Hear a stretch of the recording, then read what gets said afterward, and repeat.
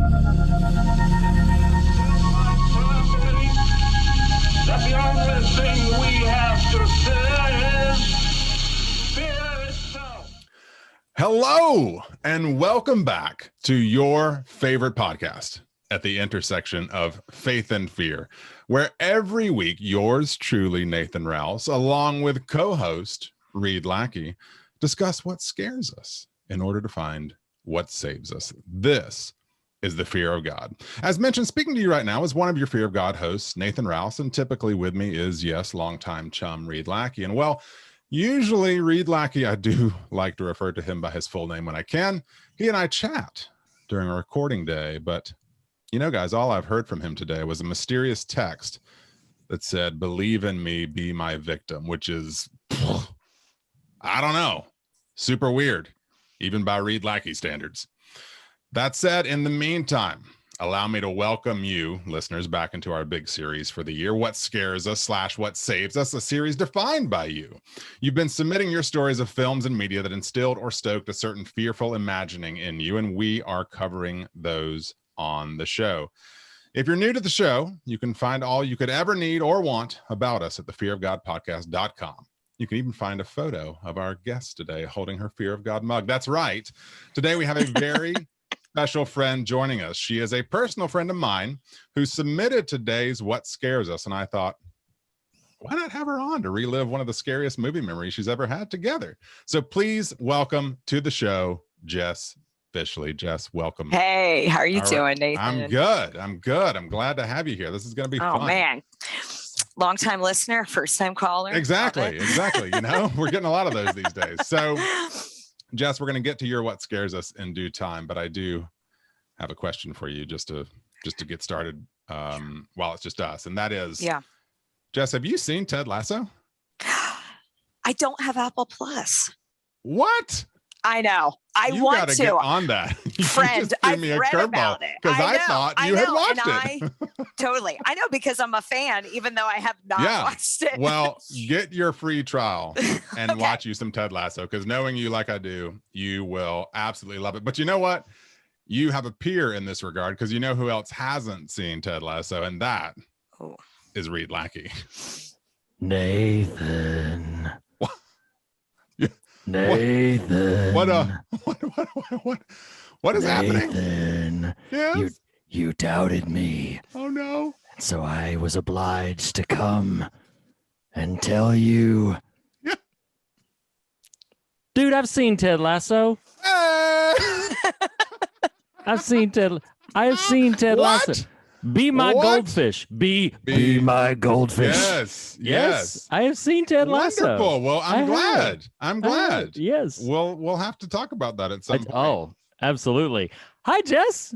It's nice Reed, to meet you. I know. This is great. It's weird when you listen to a podcast, because I'm like, I know you, Reed. Like, don't you know me too? I know. It's like, come on. We've been friends for years. What's really funny about you saying that, Jess, is sometimes I'll be listening to our podcast, like if it's a Tuesday, and like, oh, time to cue it up, because I listen to it as well. And so I'll be listening to it in the car, and Reed will call. And I'll answer the phone. I'm like, hey, man, I'm listening to you. What do you need? You know, like... What? Like, oh no, don't stop listening to me. Like, please. I am in the middle of listening to you. What's the deal? So wonderful, Reed. You watched Ted Lasso. We'll have to get to that in due time. But speaking of time, Reed, it's business time. And I do know there's a real specific business time you want to address.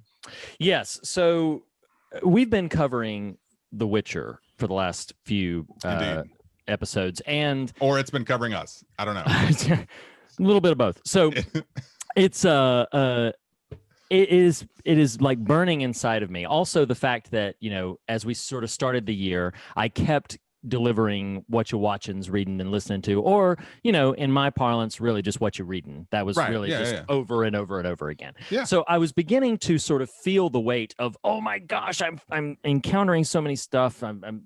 Books, movies, TV shows, everything, and there's just not enough time to talk about all the Whatchas. So I was like, wait a second.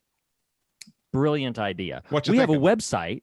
What you thinking? So we have a website, and I was like, oh, I wonder if I could, you know, like maybe just drop say on Wednesdays after a release episode, maybe make it like a Whatcha Wednesday or something. Just a little piece being like, hey, here's what you're watching or what you're reading or what you're listening to. So you think that'd be okay? Could I drop something tomorrow? I'm fine if you would like to drop something tomorrow. Awesome. Yeah, we've got a website for it where we have also had some afterthoughts. That's a good point. Those are really great. And I'm sure the one Jess has not committed to yet that she might consider composing for us. It's going to be great too. And Whatcha Wednesday, I'm down for it. Yeah, Whatcha Wednesday. So maybe tune in to the website tomorrow to hear my thoughts about the films Arctic and Stowaway specifically. So I won't announce it every single time, but yes. Because I've not seen either of those and have frankly not heard of either of those. Is there a connecting tissue to the two of those movies? They are the same director. Okay. There is also some thematic connecting tissue, but primarily that they're the director's first two films. And I watched them the same day, which I'll unpack in my So what I do blurb. need, dear friend, is for Whatcha Wednesday to be Wednesday. Just because, sure, okay, yes, that's right. Let's, timeliness. When you name it the thing, it's, Are you implying I should get it to you maybe tonight so that you can post it tomorrow? Well, I mean, sure. In recording time, yes. In recording release time, yes. You mean in broadcast time? A weird space-time continuum like Event Horizon. Yeah, that. But okay. Hopefully it's going to turn out a little better than that did. So sure. So I'll get that. So yeah, listeners, check that out. So yeah, Whatcha Wednesdays are forthcoming because, like Reed said, we've been watching Witcher, and now we're gonna have Whatcha Wednesdays. Whew, goodness. Whatcha Witcher. Whoa. Whatchas are going to be a bit on hold for even the next month or so as is. So Whatcha Wednesdays will be a good avenue to learn what you're doing. Exactly. So that's business time. Now we've got a guest, and we do. I don't know if you heard, Jess. Thank you for being here. Like, no, absolutely. I just tripped and fell in these headphones, and here I am. So Jess, you and I are friends and have been for some time. Our kids went to various schools together. That's a lot of fun. But I don't know exactly how you stumbled into the genre of horror, as it were, and so I will toss to you what we tend to toss the direction of all of our first time guests, and kind of in either order, intertwine them however you wish to address this. Questions we like to throw to folks. One, is there a significant piece of media, art, film, book, whatever from your kind of younger years or adult years that sort of turned you on to the horror genre beyond what we're talking about today? So maybe think out of that box. And then so speak to kind of maybe more broadly what got you into it, what was the gateway drug for you, as it were. And then secondly to that, and go as existential and heartfelt or as silly as you want. What scares you? Like, what is the thing that scares you? So in either order, feel free to address those questions. Okay. So first one, like getting into the horror genre. I think it is, you fall into it as a kid, right? Like I would never say I think Reed cannonballed into it, like falling. Yeah, that he might be accident. I dove. Yeah. That is a story I'd love to hear more about, by the way. But we'll just save that for Listener's Choice Day. I remember just being drawn. It's like the whole watching, like during the day, I'm tough, I can take it. And then at night being just completely decimated, which my first entry was Cat's Eye, Stephen King's. And I just remember, and it, oh my gosh, like me and my younger brother, we would watch it during the day. We weren't supposed to. And we're like, we got this. I mean, we were pretty young. We were probably like 8. I was probably 8 or 9 and he was like 6 or 7. And I mean, totally inappropriate. Older brother babysitter, you know. So I just remember that night, like we shared a room and we're just like, oh my gosh, like just waiting for the hole to open up and the troll to come out. Oh my Ooh. gosh, And that just troll. like that Good was the Lord. only one. I don't remember any of the other vignettes, but it was that troll, Mhm. like with the little knife. So I wouldn't say I liked it, but like it was always always drawn to it. And Mhm. you know, I think your podcast drew me in because I grew up definitely in a form of faith that was terrifying in a lot of ways. boy. Like when I think of faith and fear coming together, I'm like, yeah, like a lot of my most youngest scary memories are like hellfire brimstone sermons, you know, right. as like a 5-year-old. So that felt like a natural. So I don't know if that's where some of the being Yeah. drawn in, but like in high school years, like we loved it. You know what I mean? Like slumber parties, like Halloween 1, Halloween 2. Like I just have very distinct memories of those movies and just like wanting to talk about a lot of them, but not necessarily see them. So like, honestly, this podcast was made for me because That's awesome. do you remember Faces of Death? Oh yeah. Oh my God. That was but that I was mean, like that that was the was unmentionable thing. yes, because wasn't it? It was sneak supposedly like around. you couldn't find it. Yeah. Oh yeah, Well, you I had to didn't find wanna this see beat it. up VHS. Like, yeah. I'm so glad this is happening. So, like, I just remember that being such a big deal in high school. Like, in no way did I want to watch it, but like Sure. the aura and the talking about it, like, I just loved it. And I just have these different memories of seeing, and I'm a spaz. I mean, Nathan knows, like, I am on edge all the That's why I time thought anyway. I should have you on, you know. It's like You're like, this would be perfect. makes for good radio. Yeah. So I think that was also people loved to have me in the room because at the right moment they hit me in the side and I would like lose it, which completely the end of 7 with the box Yeah. Oh my hitting the God. What's in it? side in Yeah. a theater. I like lost it, like Oh my God. screamed, you know, it was Well, great. what's really So- funny about you mentioning 7 is you referenced the slumber party and whatnot. I remember being in high school, and I had always had a flirtation with the genre, but being with a group of friends who really would not have categorized themselves as fans, and we had rented 7, and I was like, I'm kind of digging this, but y'all seem really freaked the F out, you know?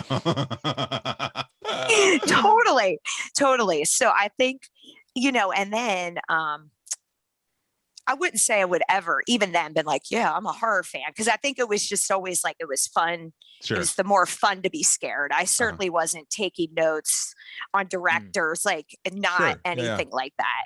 And then it's funny. I remember at one point, my husband's name is Dave. I'm going to reference his name a lot. We were watching something and we both like jumped. And it wasn't even, I think it was an episode of House. And we were both like, you know what? We've got kids now. Like, we don't need to be scared for entertainment. Like, life Yeah. is scary enough, you know? So Yeah. it is kind of funny. It's true. Like, I feel True like story. I haven't watched a lot. But then Nathan's wife told me about your podcast. And I was like, oh, man, this sounds like fun. And I'm like looking through the movies. I'm like, oh, I love that. Oh, I love that. You know, I mean, I love M. Night Shyamalan. Like all of yeah. that. I mean, that's definitely a little Philly hometown pride. Not gonna lie. Like, Yeah. Awesome. you know, Awesome. I would have a friend who, you know, she's like, I saw him in the Gennardi's. He's like in the dairy section. I don't know if it was legit, but this was before And you're like, was it just a cameo? camera phones? But it was like, oh my gosh, like we need to go at once. You know, He was in the dairy section, but he was buying meat. It was a twist. No. Twist. Wow. Nice one, Reed. Love it. You know, So I think that's been a lot of it. And then my daughter, who is 18 now, like she kind of started watching stuff. And then it was fun to kind of watch things together, especially over quarantine. And she really enjoys a lot of it. And we're kind of on the same level, like not so much slasher, Sure. more thriller. And then I've loved all of your book kind of stuff. Like, I mean, you had The Lottery. Like, I totally remember that book. I mean, we probably read it in like 9th grade and it always stuck with me. So I think I've just always been very just drawn to the dark side. I don't know what Sure. else I to. mean, Sure, to sure. say. You're in good company. It's really Welcome funny. home. I don't know if you've got more to say about the what scares you idea. I would encourage that, but I did want to throw in. Yeah. You threw out a note a minute ago that I think intuitively I've kind of understood about what we do at the show, but the way you articulated it really drove home just this notion that what we do here is for those detoxing from more regimented, scary faith expressions. And I think that's really fascinating, that it's kind of an off ramp from that. You know? Yeah. No, seriously, don't downplay what you're providing, if that makes sense, or the gift that you're giving people, because I mean, it's real, like faith and fear. And I just grew up where it was very much like there's nothing to be gained out of pop culture. And, you know, that was just always like, gosh. You showed them, haven't you? Yeah, we'll see. There's a lot of people that don't like me. Well, you know, we here love you, you know. so, you know. But I have really, really appreciated it. Like, you guys have been a solace during quarantine. Like, Well, thank you. telling you, very kind. That's very 2-hour kind of you. podcasts and long runs. It's great. Like, meanwhile, we're like, oh God, 2 hours again. Man, ain't nobody gonna listen to us. Yeah. Meanwhile, Jess is like just chugging along. No, She's like, I want the 3-hour version. I'm gonna listen to the complete conversation. it's just, you get lost in it. It's Yeah, awesome. that's It's awesome. awesome. That's so kind of you to say. Thank you. Yeah. Thank No, you I very, really very mean much.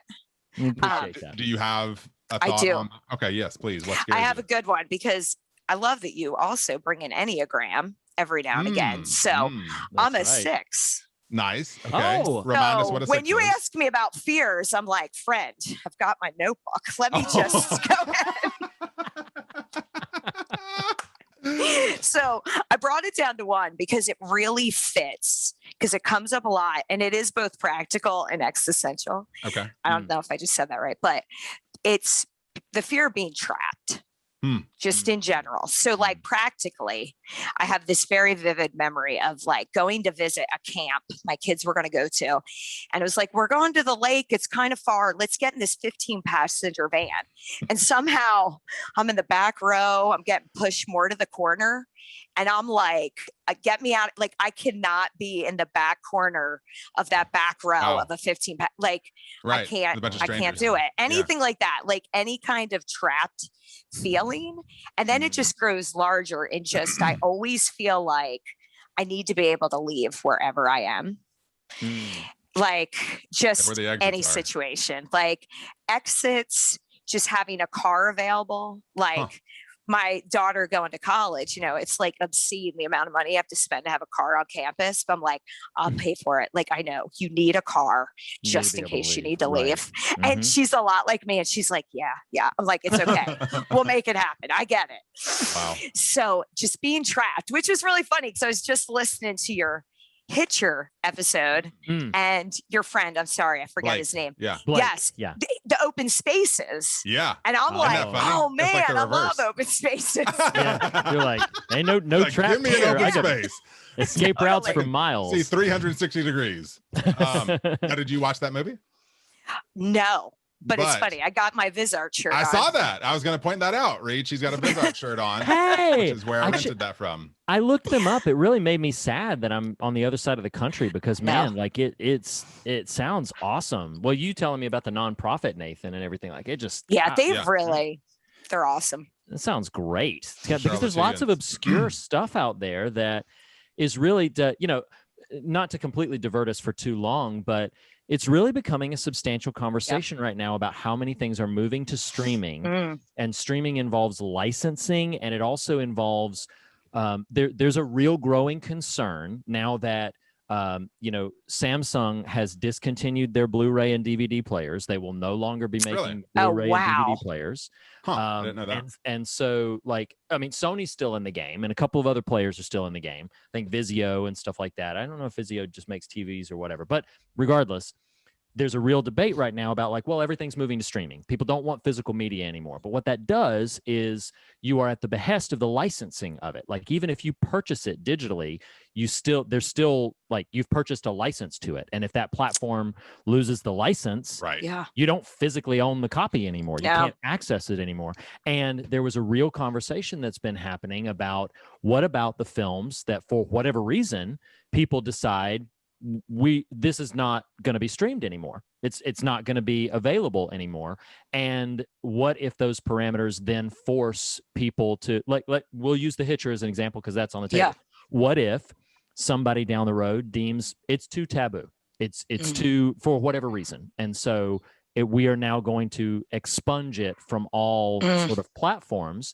Unless you have a physical media copy of it, you won't be able to find it. Right. Like at all. And so that's why just ideologically, I really appreciate that a place like VizArt Video exists, and that idea. It's why I've been a huge advocate and fan of like your public library and stuff like that, because they're not going to get anywhere close to that, but they're going to have physical copies, sometimes of some old obscure stuff, foreign stuff, rare stuff, independent stuff, and so. I really am getting back into that thing. I love the streaming giant. I'm a big Netflix advocate and everything, but I am sort of feeling the weight of there's going to be some things that I'm going to want to make sure I own a copy of for whatever reason that if I want to revisit it, I'm able to. Or just move to Charlotte. That's I mean, come on. Solves a couple of problems. So yeah, that's in my mind. You're going to Carolina. awesome. Like that. Jess, did you have anything else you wanted to share as far as the? Okay. Nope, that is pretty much it. I mean, I'm sure all my other fears will filter in through the evening. Yeah. So that's how it works. So it'll make sense. So you answered question 1 of your gateway drug. You answered question 2 of your own personal fears. Question 3 would simply be.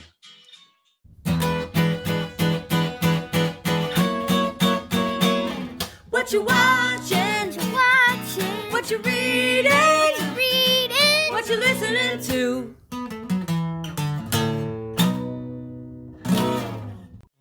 Excellent. Awesome. Thank you for that, Island family. So yes, what you watching, what you reading, what you listening to. Reed, do you want to kick us off? I'll kick us off. Yeah. So obviously I'm gonna be sharing my thoughts on Whatcha Wednesdays, for the next little bit. So on pod, I'll mention a book that I finished not too long ago. Obviously, following this is going to be a little bit heavy, but it won't be too heavy. Obviously, following the global pandemic, there was a rise due to a number of different factors, to a rise in Asian American hate crimes, Asian American discrimination, and that's been a rising sort of conversation in this discussion about racial justice, which is very frequently and rightfully so. I'm sure this film will open up some conversations as well when we get to it, between particularly Black people and white people, but Asian American, that conversation seems to be kind of trying to find its way into the appropriate sort of structure. And there's a book by Kathy Park Hong, who's a laudable poet, and the book is called Minor Feelings. It's a sequence of reasonably self-contained essays. So they are connected by a theme of the Asian American experience, but each essay is sort of compartmentalized into itself. So you could conceivably read the book as a collection of short stories or a collection of essays, which it is, or you could read it beginning to end. I read it beginning to end. I was profoundly moved by her command of language, her honesty, both about herself and her experiences.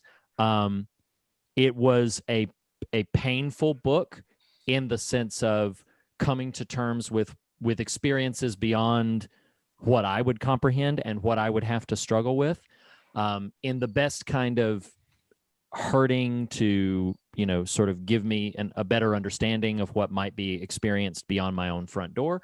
I cannot more highly recommend to anybody who, I'm sure there are other books out there, I have not stumbled upon them yet. Anybody who is interested in sort of, I want to understand more about the traumas, the difficulties, and the ongoing importance of this conversation about how we reconcile not only our history with our Black brothers and sisters, but also with Asian Americans, and make room and make sure that we are, actively fighting towards justice for them as well. I recommend Minor Feelings by Kathy Park Hong. It's Kathy Park Hong. Its subheading is An Asian American Reckoning, and it was a powerful book that I can't recommend enough. I devoured it in like 2 days. I couldn't put it down. It was really, really affecting. So that's my Whatcha for today. Very cool.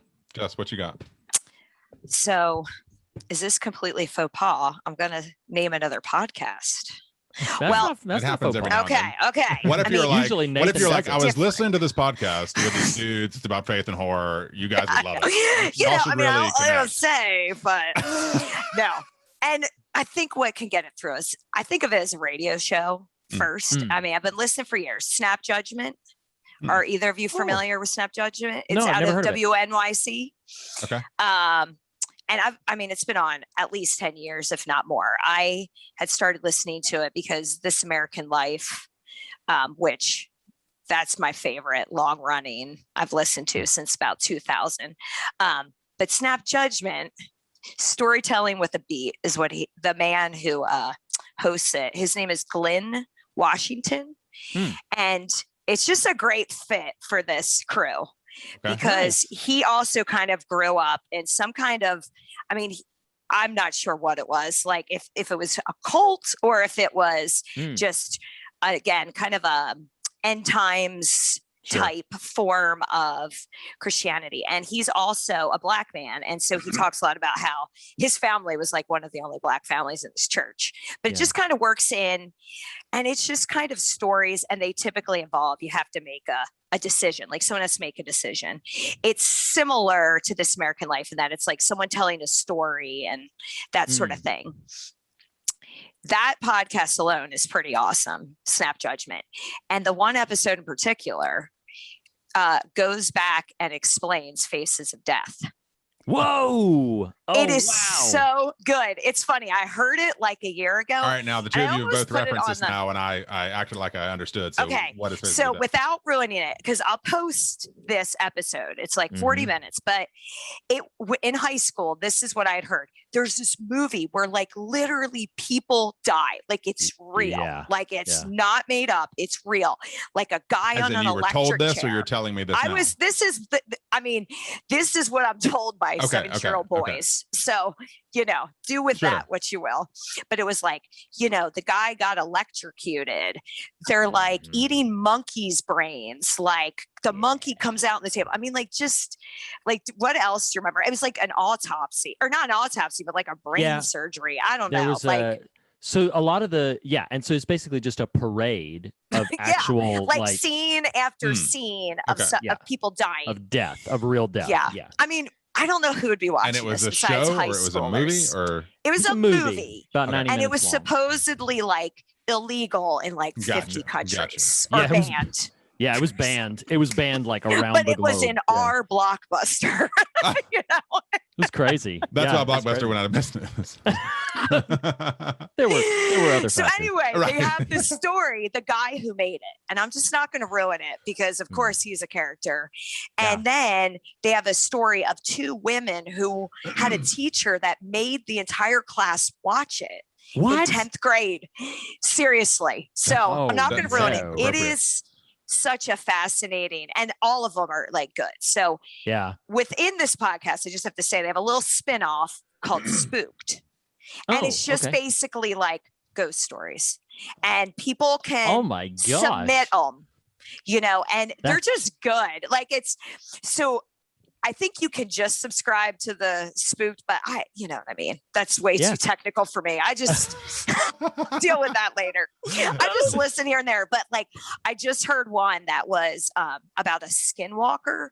It was this man who grew up, like he's Native American on the reservation and just kind of gives, so it's like, it's history. And I'm assuming these people are telling the truth. This whole thing isn't made up, but like, who knows? But it is good. Like, I have to be in the right mood. I'm not listening to this in the dark. Like, I will not be able to sleep. Like, it's it's good stuff, It's like guys. Cat's Eye all over again. Awesome. Awesome. Well, thank you for sharing that. Snap Judgment, Spooked. Yeah. And Major Feelings. What was your book called? The exact opposite. Minor feelings. Right. I knew it was one or the other. I was like, it was either go major for or it. minor. I just don't know. I was wrong. What I'm going to throw out, y'all got real, intellectual like with your book and your thoughtful podcast. My Whatcha right now is my family recently on our Friday night family movie night enjoyed Netflix's recent release, The Mitchells versus the Machines. Yay! Which very cutely features a Rihanna song that when my 4-year-old asks for it in the car, she goes, "Will you play Hyla He Hyla Ha?" You kind of have to see it to know. But anyway, Mitchells versus the Machines is great, actually. I can often be, as Reed knows, a bit of a hard sell with the pop culture stuff, and it's like, okay, we'll check it out. But it has played probably, I don't know, 20 times in our home in the last 2 weeks, and it's incredibly heartwarming. It's quite hysterical in places. The animation, it's from the same kind of studio that did Spider-Verse, so it's got some of that similar kind of manic energy to the animation style. And just I every now and then I throw out something, hey, I watched this or I read this with minimal energy behind it, but this is an excellent film. If you haven't watched it, kids or not, like, it's a really fun movie. Yes. My son I know you saw it, right, Reed? Yeah, I did. It was actually, my wife was getting together with a friend of hers, and so my son and I had just a boys' night, just hanging out. We popped some popcorn. I was like, yeah, I want to check this movie out. Loved it. I mean, it is like, it's one of those like sort of special films that comes along that, like Nathan said, like, it pushes every button. It is eye-popping animation, just like there's always something interesting to watch on screen. It's thoughtful. It has some things on its mind that never gets severely heavy-handed, but that you can tell there's some intentionality to it. It is hysterical. It's very heartwarming and moving. Just pushes every button. Like, it would be hard pressed, I think, to find somebody who like severely didn't like it. Like, it's really something special. I loved it. Yeah, it's really funny. I've got a coworker who can speak rather highly of sometimes mediocre material. And so this movie released on a Friday night. On Monday, when I saw him, he was like, "Oh, have you seen it? It's great." I'm like, "Oh, okay." Okay, wait, classic. Sure, yeah, exactly. It's a classic. So I take that with a little bit of a tiny piece of salt.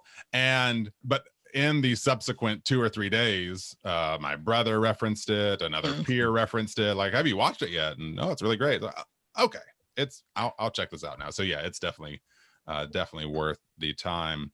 So Mitchells versus the Machines, Minor Feelings, and Snap Judgment. I got it right that time. That's been Good another job. installment of Good job.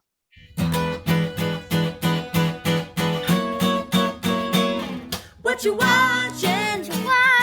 What you reading? What you listening to?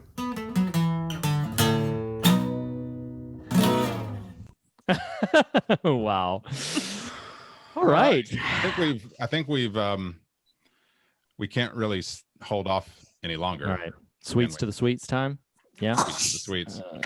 So Hey, Reed. in a moment, I have something that is kind of fun that I'd like to do. But we're talking today. I don't, other than the up top joke referencing thing, the little bit that we did, I don't know if we've specifically said that we are going to be talking about Bernard Rose's film Candyman, based on a story by Clive Barker.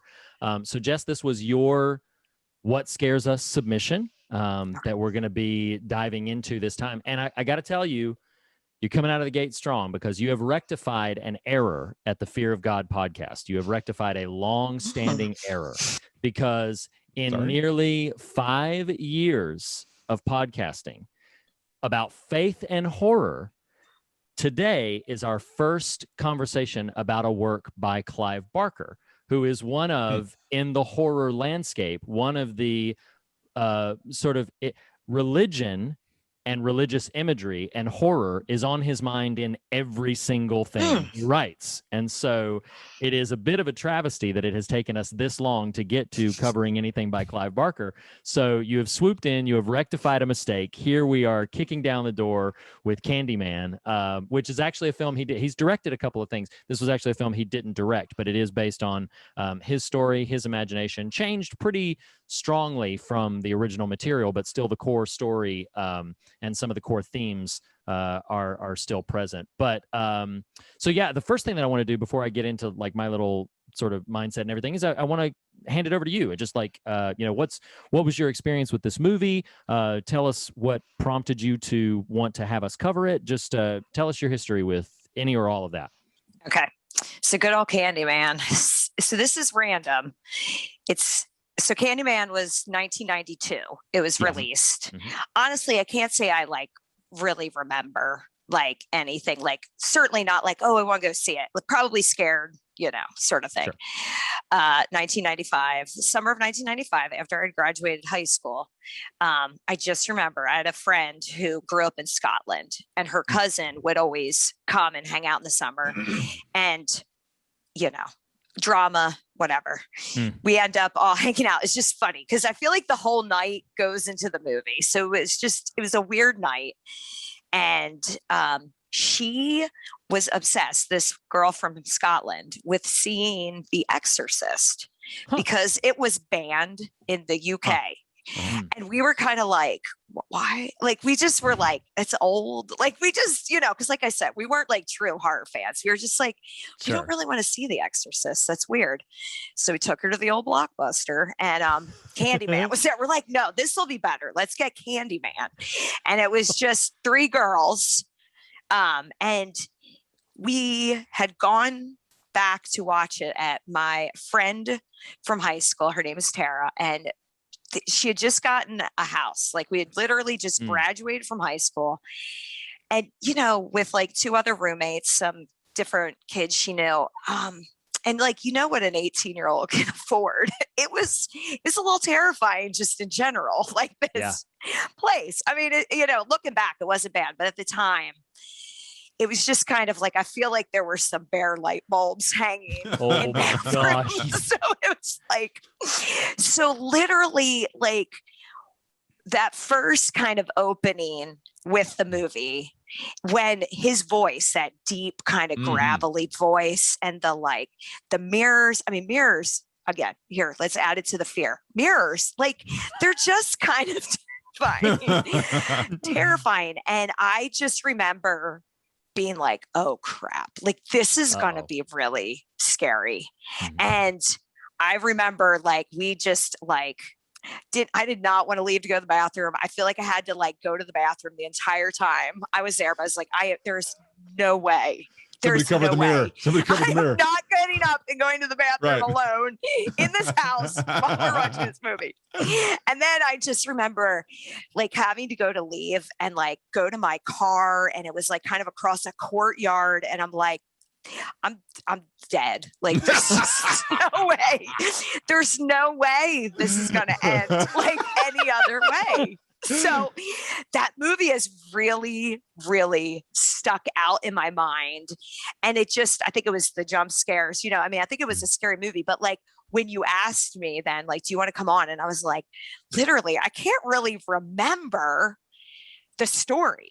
Like, I just remember it as being terrifying, and his voice, and then the premise of saying his name 5 times, which as kids, again, we were always like Bloody Mary. Like, that was such a big deal when we were kids. Yeah. This was a blend of, actually, you mentioned Bloody Mary. The Candyman mythos is kind of like an amalgam of Bloody Mary, which you would have to say her name into a mirror to conjure her. And then also the other, probably most popular urban legend about the lovers parked in the car and the hook on the door from some escaped, an escaped lunatic who is like, kills people with a hook. So Candyman is kind of like, in some ways, a blend of those kinds of urban legends. That's really, really fascinating. Nathan, you had never... I know you were familiar with Candyman, but you'd never seen it before, right? This was your first time seeing it? It was. I mean, It was. Yes. Yes. The answer to the question you answered is yes. Yes. You watched the movie we're talking about today? Indeed. It happened. Good job, buddy. It happened. And I stayed awake, which is a challenge these days. So yeah, I don't have any super distinct memory of the, kind of the era in which it would have released. Of course, just being a movie person like I am, I was just aware Tony Todd, scary movie, say his name 5 times kind of thing. But that's about the sum of my knowledge. And then, perhaps it'll get referenced later or not, but the documentary film Horror Noir refreshed my sort of mind to it when I watched that, I don't know, a year and a half ago. So no, I really, and in fact, to the film's credit, I was kind of prepped for a pretty straightforward, just kind of slasher, but with kind of an African-American in that lead role kind of film, like a pretty straightforward as far as that goes. So as the story starts revealing itself, when I was watching it 2 nights ago, I was like, oh, this is actually a lot more interesting of a narrative than I sort of was planning for. And that's always fun to have that experience when something rises above even the expectations you might have put on it. So no, this was the first time I'd ever watched it in full at all. Yeah. No, it's a film that has lodged in my memory ever since the first time I saw it. I was probably, again, I didn't see it in a theater because I was probably 12 years old when it came out, maybe even only 11. But I did see it relatively quickly after it hit the video store. I believe I was actively trying to search my memory banks, and I think this is the first piece of material, a video that I had, or it's the first film adaptation by Clive Barker. I had read Clive Barker before, but this was the first of his material that I had seen in film form. I hadn't made it to Hellraiser yet, and I remember being so kind of arrested by the opening shot and the score. That opening aerial shot, which was somewhat inventive at the time because they were able to get high enough off the ground without having like a rattling from the helicopter. It was almost like an aerial steady cam of just this real smooth shot, almost like you would get from a drone today, but this was 30 years ago. So but I remember that shot with Philip Glass's just unbelievable score, that lovely but kind of haunting little piano, that da-da-da-da-da, like, and I remember that moment sort of arrested me. And then as the film progressed, the character of Candyman, and particularly Helen's character as well, like there was something about it that just sort of sat in my gut as a kind of an unsettled thing. I was drawn to it, I was captivated by it, but I was also kind of didn't quite know what to make of it. And I'll use that to just sort of glance off my feelings about Clive Barker in general, because the first time that I read Clive Barker, he is so fascinated as an individual.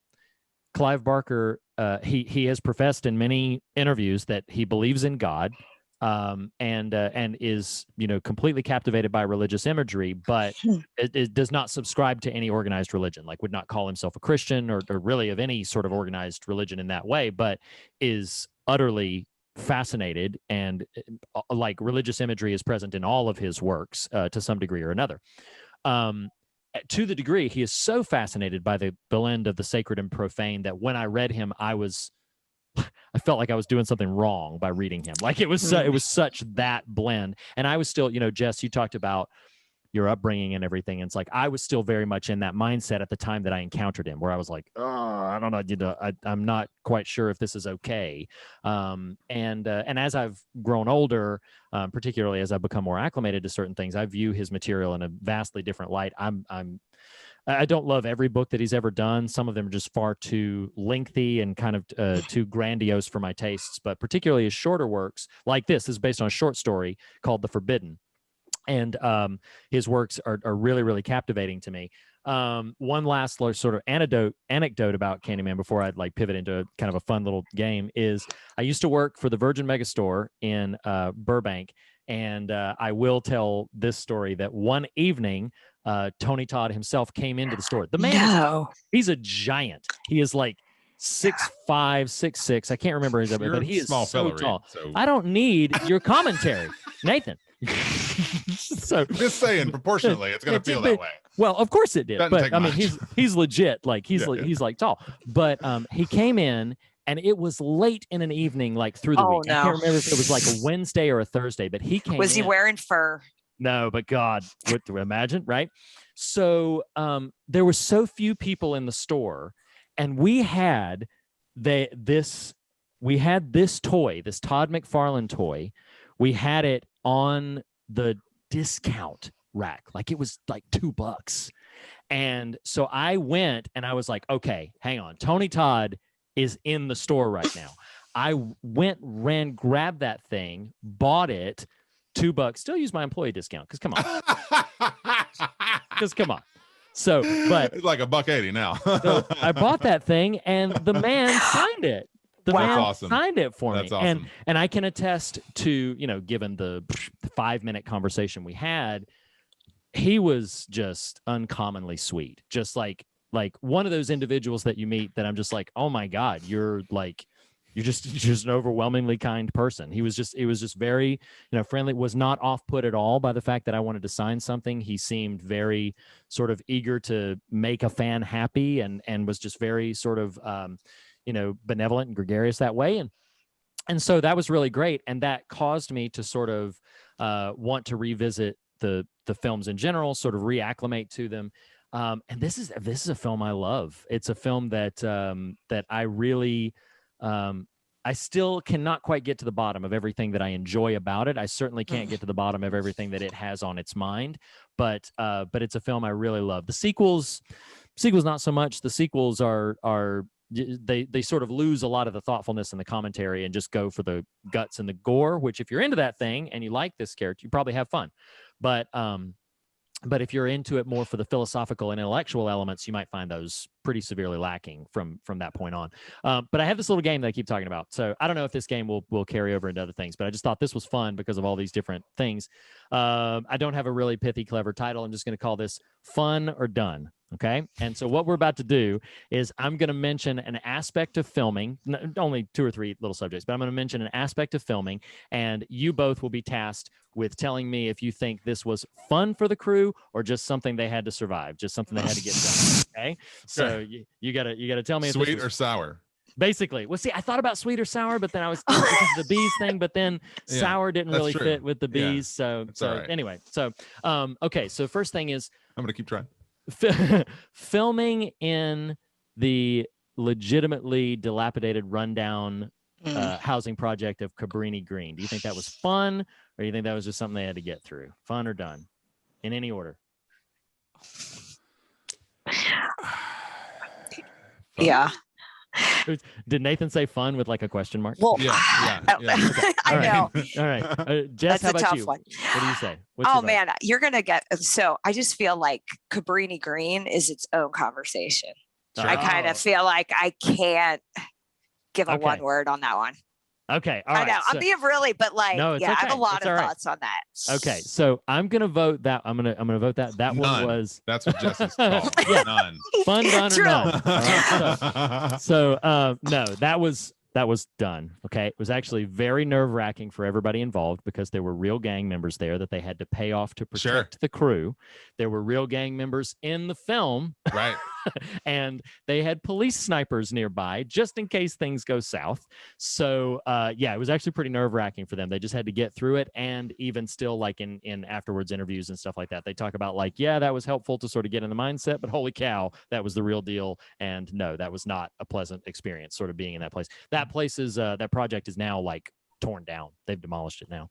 I do have a question. So you can, I'm gonna throw this out. It's not a philosophical question, it's a technical question.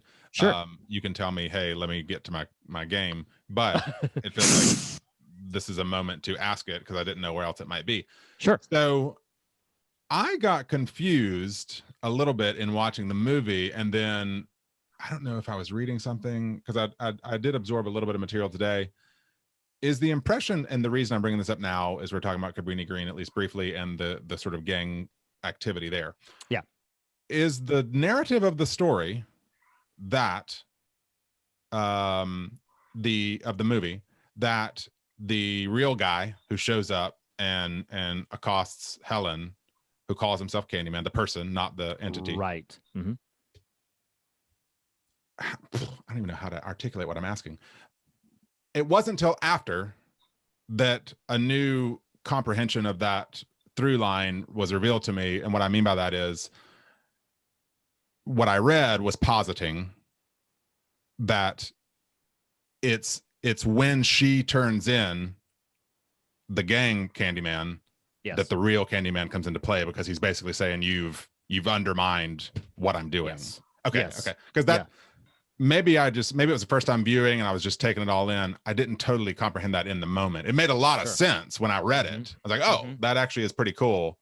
And puzzle pieces the narrative really well. So anyway. Well, because to further substantiate that, let's like, the little opening bit that I did at the beginning is that like basically everybody's kind of been driven by this myth of Candyman, this rumor of Candyman.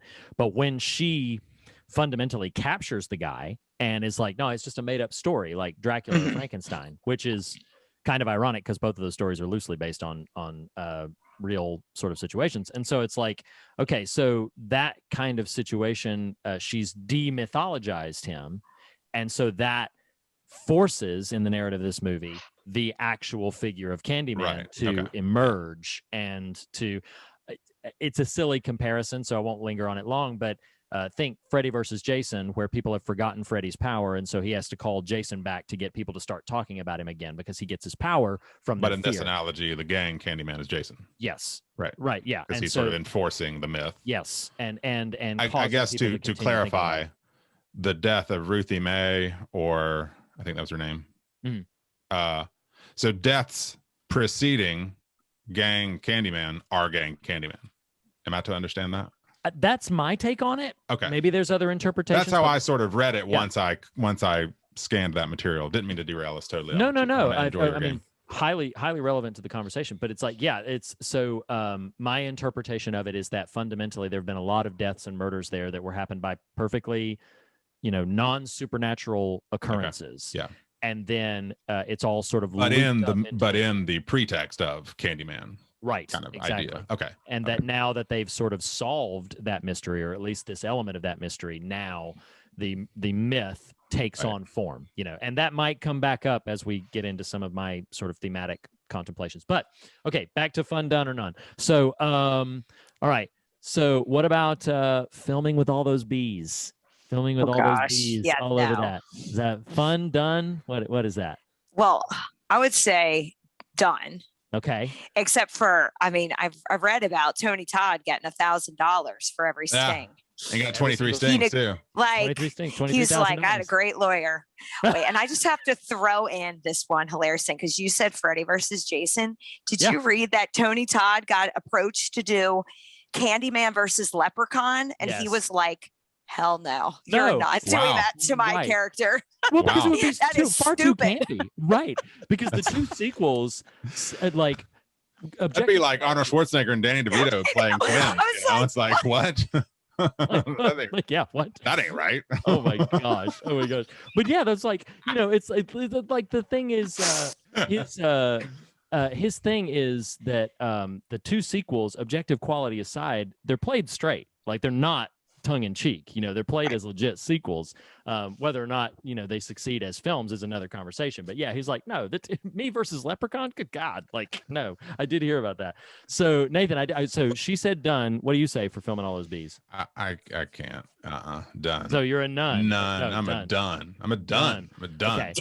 No, thank you. It was fun because here's what Virginia Madsen said. She said what's weird about it is, she said, you would think it'd be creepy, but they have hair, and so because they have fur, so she's like, it's like a bunch of little Q-tips moving around your face, and it's kind of like relaxing. And you, if you want to pay me $23,000, right? You just get like real Plus- zen about plus the my whole thing. actor's fee. Yeah. Yeah, exactly. Well, he did say, I did read where he was talking about the mouth part Oh, of the that, mouth guard. So Yeah, he- yeah. but that he went into like a trance state almost just because Zen. they had to prep for like, I don't know, 30 minutes before they could even start shooting.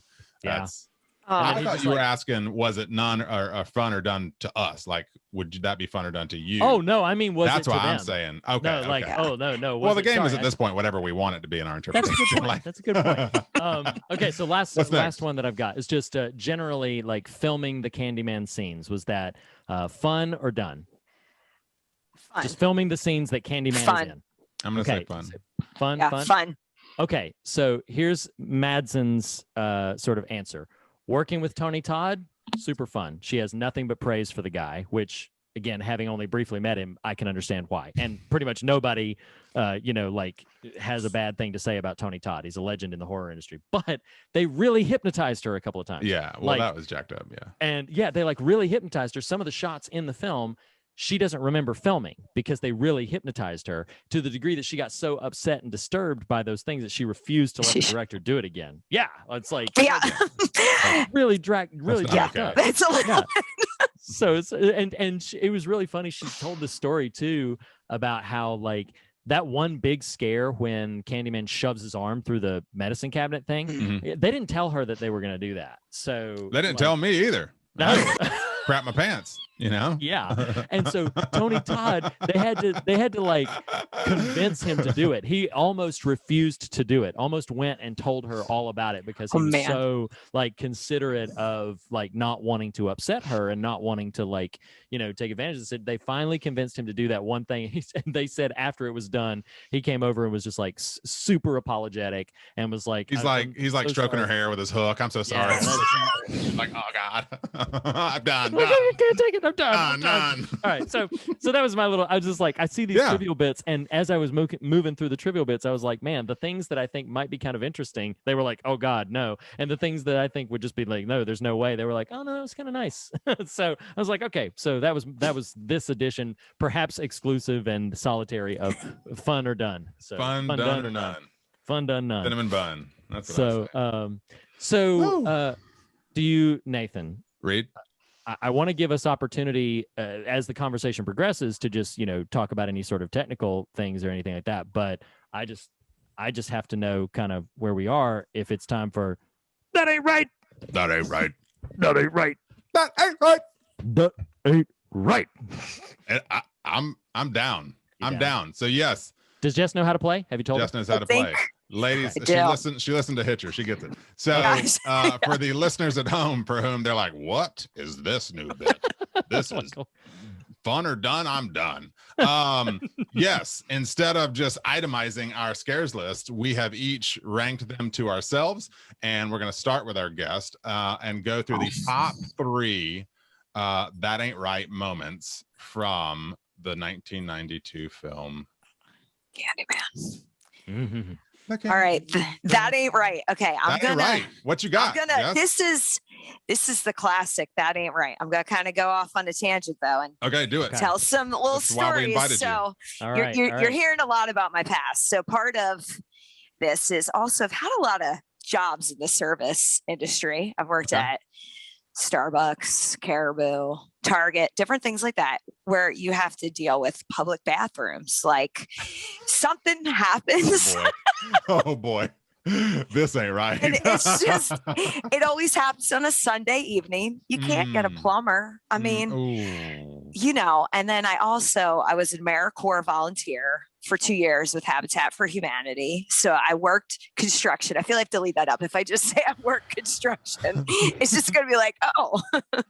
So porta potties, and just, I don't know how familiar or how many job sites you've been on, but yeah, you see poo in a lot of interesting places. Like, Oh God. and so that ain't right. I knew it was Oh. going to happen. And it's a fear of mine. As soon as they went in the bathroom, Yeah. when Jake Yeah. was telling Helen about the story and they went to open the stall, Mm-mm. I was like, no, please don't show us that. They're really, And like, I was not even worried about the bees. Right. Because did you Everything see else. the enormous pile Oh, they yeah. had right Oh, yeah. there? Mm. And so, Yeah. I mean, that ain't right, guys. Like, we It ain't don't right. need to know. It ain't right. Like, It ain't right. yeah. So that Well, was And it's I freaking. just- Oh, no, you Yeah. go ahead, Jess. Yeah. no. Like, I'm just having a moment. Just You are, yeah. that I love bathroom. it. As soon as they opened that door, I was like, Oh. oh no. Oh no. That'll ruin it for you. That'll It's ruin it gonna for you. happen. I No. know it. Because Well, There they are some of the most committed grisly to being images in this realistic. film, and you're like, don't go in the public bathroom. Yeah. Oh God. Well, because like the freaking like, it's on the wall. Like It's written yeah. on. It's written on the wall the sweet. in it, sweet it's- for the sweet and it's like, sheets. Oh for the my- sheet. wow. I almost called the game sweet or she. Oh. but I did. Go with it, But I Reed. did. Go with your gut. But So I but, don't oh. have the experience. I don't share the experience you have there, Jess. But I went to all the Christian music festivals as a young lad, and at Yes. which are all the porta potties. So yes, my Oh yes, you experience of understand. porta potties. Yeah, I mean, sounds like yours is a more harrowing version, but yeah, same idea. Lord of I did mercy. not have the level of visceral response that you did, but that is not right. Ain't right. No. It ain't right. Nathan, why Um, don't you go? I will. You know what? Will you? I was asterisking stuff because I'd make my list, and I was like, ooh, Whoa, that There's a one. bunch. There's a bunch. So, but I'm going to narrow it down. I'm going to go off there. If you don't say this other one, Reed, I may throw it in. But the one that had the strongest, like, physical response from me, was the death of Dr. Burke. Yeah. They got me. They got Yeah. me. I did not see that coming. I leapt. Yeah. Yeah. That was an impressive. That ain't right. If you for some reason haven't seen the movie yet, she has been kind of admitted in psychiatric, sort of ward, and has been there a month. You learn, and we view her, and she's relatively to her senses, and she's trying to convince the kind of head doctor there that this has happened. This is a thing. She says Candyman's name 5 times, and then the scene just holds, and Dr. Burke's like, you ain't right, girl. And then out of nowhere, nope, he gets a hook in the ass. Oh my god. Oh my god. And Yeah, all the way up. Oh man. It's just and What is the it? Groin to sounds- gullet? Is that his? What? yeah, groin to gullet. That's Gullet. it. Oh, That's yeah. his phrase. Groin to gullet. Yeah. Groin to Which is a gullet. Shakespeare reference. Yeah, it is. What So is it's Sweets it? to the Sweet. Okay. Yeah, I think they're either. I know Sweets to the Sweet is from Hamlet. I forget Then what the other Groin one to might Gullet is. be Macbeth or. That's No. right. Yeah, I think it is. Okay, because I couldn't remember. Yeah, but oh my god, yeah, that moment. But you have both mentioned like the things that were on my list of like possible, like because good God Almighty, like that. Yeah, That ain't it's- right. I it was ain't like, right. I mean, It ain't right. I jumped. I was like, oh my God. You're right. And then Yes. old Candyman just keeps on going. He's having a good time. yeah. He's Well, like, and then that freaking What up, like girl? one of the things I love about that moment, just in terms of like the effectiveness of him as a monster, is that how he exits that room is to just like catapult was great. upwards. That was great. like, Yeah. oh, That my looked kind of gosh. fun, actually, but not the previous But 3 minutes. oh my gosh, yeah, it was fantastic. So okay, like I am so torn because I feel like I gotta mention the obvious one, but this time around I'm gonna go for the personal. Okay, so I'm gonna glide by the word bees. Yes, bees are worth acknowledging. Okay, but I'm gonna go for the personal. The moment that stood out to me the most when I watched this the first time, and it's the scene that for some reason still, if you were to ask me, what's the moment that haunts you the most in this film, I can't even quite put my finger on why, and it's not going to be a jokey answer. It's after he has come to her for the first time Mm-hmm. in the parking garage, and she wakes up. Mm-hmm. And when she wakes up, Yeah. she hears the screams of a traumatized mother. Mm. She is sitting in puddles of blood. She opens the door and finds the freaking dog's head, the decapitated dog's head, just sitting there.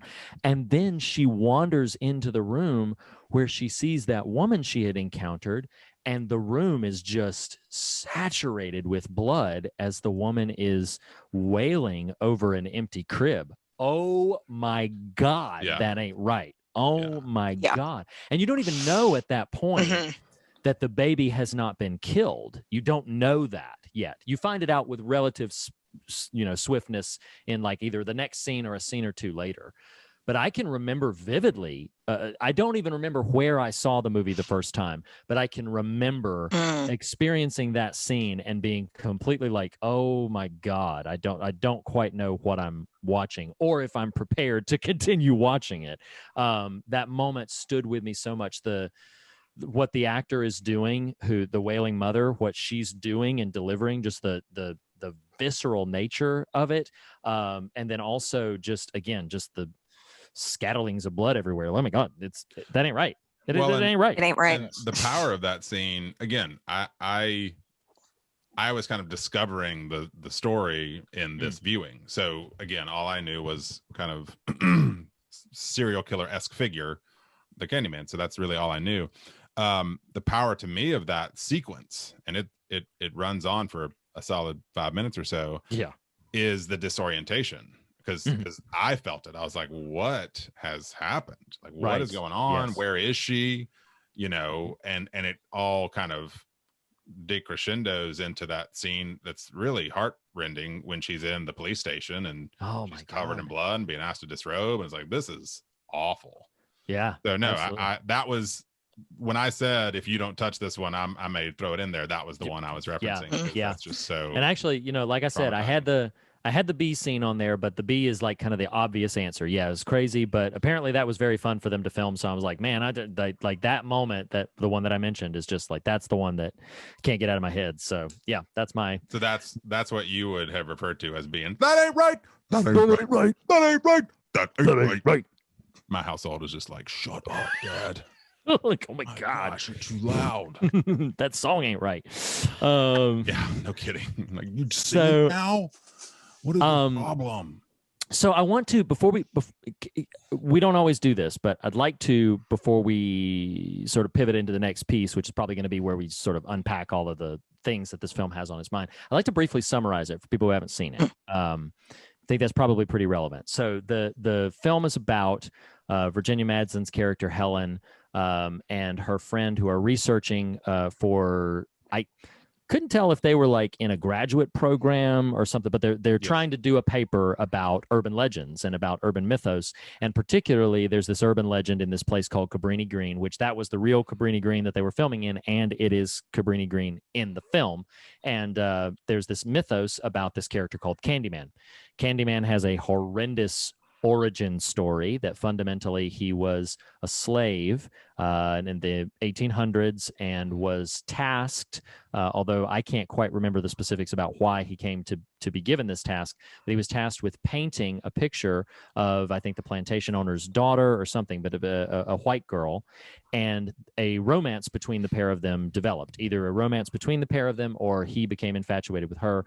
When this was all found out, they brutally murdered him. They cut off his hand.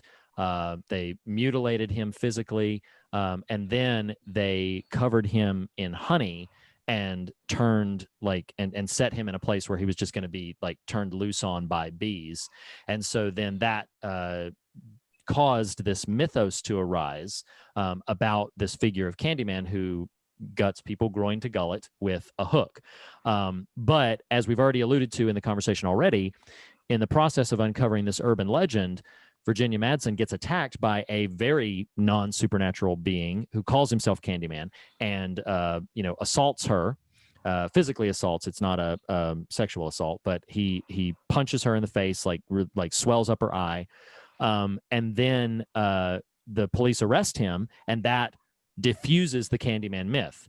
Literally the next scene, well, like a couple scenes later, after she's diffused the Candyman myth, the real Candyman emerges. That's Tony Todd. And he emerges, and he then begins to sort of obsess over Helen and continues to come to Helen, begging her to be his victim. And what he wants is she and him together to recreate the Candyman mythos and to resurrect it now that she has dismantled it. So what proceeds is the people who are near and dear to her, and sometimes just people who are in the way, get demolished and killed, and she gets blamed for it. And so she gets put to a mental hospital. She's up on murder one charges. All of those kinds of things are progressing. So then, I won't spoil the ending at the moment. I'm sure we can get into it. We certainly can spoil it if it's relevant to the conversation. But that's the premise of Candyman for anybody who may never have seen it or be trying to figure out if you have any interest in seeing it. There it is. So I don't know how we want to do this. Do we want to? I know we've probably all got a lot of things on our mind. Actually, Jess, you're our guest. Nathan, unless you have some strong feelings otherwise, I'd like to just sort of pivot to you and just be like, hey, take the floor for a bit, talk about some of the things that are going on in this movie. I know you have plenty of thoughts. If that's okay with you, Nathan, I'd like to just sort of. Yes. Can I frame that a particular way? One, Yeah, hold absolutely. up your water bottle, Jess, so that the audience can see Oh, it, you're so. Oh, look. Oh, what do you know? Observation. Look at there. It's a sticker on Jess a water is currently bottle. sporting a Fear of God sticker on her Nalgene. If that's what that is. Yeah, it is. How well, I do want you to run with it. How I would sort of frame it is you introduced this whole concept to us in your What Scares Us, and feel free to address this right now or not at all, be fun or done with it. I imagine the viewing of this film this go round, 25 plus years on from your initial viewing, might be radically different than it was originally. And so I would just kind of be curious. Feel free to frame it that way if you want, or to go a completely different direction. Yeah. But that was what came to mind. Absolutely. And I'll probably get pretty serious if that's all right By with all you means. guys. I don't want to kind of. I'm done. You're like, we only do comedy here. Yeah. Nathan No. only does. I try. Come No, just kidding. on. Oh, yeah. Okay. That one I can accept. Wow. You're on. I love it. Uh, So yeah, I watched it again, ironically on Mother's Day Okay. with my oldest child because she had been wanting to see it. I'm like, especially since Jordan Peele mhm. is working on that new one, and Yeah. we've really enjoyed Get Out. So it was like, you got to see the original, Yeah, absolutely. and obviously, so watching it back when I was 18, it was a regular old horror movie. I just don't remember anything really sticking out. Definitely the white woman, black man, that kind of narrative kind of was in my mind because the friend I was watching it with was a white girl, and she had all through high school dated one of our friends who was black. And so it was just kind of something that, was always something in our mind. I mean, I feel like we were always kind of having race conversations because we were kind of in a group like that. But now at 43, watching it 2 weeks ago, it was kind of like, holy cow, he was lynched in a way that probably could have happened exactly like that. And that's just kind of the true heart. I can't not immediately go there. And then, the second thing is just that Cabrini Green is such a prominent part of that. And I was struggling in that I was like, is this exploitative? Right, Is this movie? right. I appreciate it. I actually listened to your Child's Play episode recently, and you were talking about, it's 1988. You can't forget, you were talking about that voodoo scene, and you were like, Oh, yeah. And so I'm like, this is 1992. I don't know how to feel with how I felt like some of the characters were being portrayed. Yeah. And just, I don't know, just Cabrini Green just being so I don't know. I definitely struggled for a while, and I can keep going with this because I did. I mean, I'm glad I had a couple weeks, because at first I was like, man, I don't know about this, until I started doing some research. And the one thing that really, Bernard Rose, the director, one of the things, and I think it was in a British newspaper, I think it was the Independent, he had said one of the reasons he wanted to change Clive Barker's original story, Right. which was, more class based. It was. And Liverpool, he had said, he's like, these people are just like, they're terrified to even drive by the place. Like, he was like, I just hear such fear about this public housing project. Like, he kind of, it sounded like from this excerpt I read that he kind of wanted to expose some of the hyped up, like, fear of public housing, which, I mean, who wants to talk about public housing policy? Like, and I'm saying, because I do, I enjoy it. It's like me. Because I'm like, run wherever you want. So with that said, like, that's all the stuff where I was like, I want to know more about who this director is, like, why did he make these changes? And, why, I don't know. Like, I just wanted to know that it was handled properly. Well, you know what's funny? So I'll just throw a little thing on there. Yeah. I have a I own this in a couple of different ways, but I have the Scream Factory Blu-ray edition of it that has like some new interviews in it. And there was one small little interview on it that Tony Todd had done that did ping my interest, and it was done recently. I think the interview was recorded like within the last couple of years or few years. And he specifically says, and I don't want to quote it verbatim because I just heard it once and it pinged in my mind. He said, I'll say in summary, he said, I can't speak to all of the ways in which this film is problematic or does these, different things successfully or not. He said, but I can speak to the fact that Bernard Rose was very intentional, and I have no question that he was trying very hard to do right by this. And that's just coming from Tony Todd in the interview. I'm not quoting him verbatim, but he's basically saying like he met with the NAACP. Yeah. He was very interested in making sure that they were not, perpetuating certain things. But then when it was released, and I think it's worth noting that 1992 was the year of the LA riots and Rodney King, all that kind of stuff. I did not put that together. And so, so the film itself was obviously in development much well before that, but that's the sort of climate shortly thereafter into which it is released. And I can't remember the exact date that it was released. It might have been like while it was all going on, but it was definitely the same year. And so there was a lot of response to it of its problematic nature, its disappointing nature. What is it doing to stereotypes? The NAACP's position was basically, from the limited research I've done, the NAACP's position was fundamentally, why can't a black man be a horror character? Like, it seems like to exclude that from plausibility, but there were some concerns of like, this is taking a black character and making them a monster and a killer, like, how can that not be problematic? So there's a lot of tension there. Plus the fact that his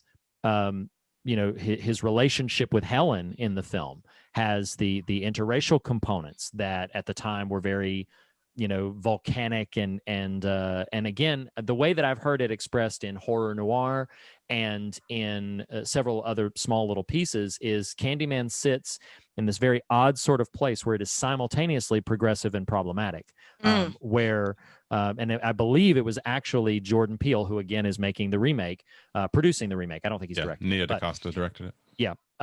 But Jordan Peele had actually, I think, is the one who said that quote, that it was, again, I can't remember because it's been a while since I've seen horror noir, but that it fits both of those categories. It does perpetuate some things that we need to try to push the conversation away from, and simultaneously pushes the conversation forward on some things in perhaps some interesting and maybe productive ways. So yeah, it's a fascinating film in that regard. Well, it's interesting to hear you articulate it that way, Reed, because, and one, not to divulge down this path too long, but if you haven't, go watch the trailer for the new Candyman. It's oh my gosh.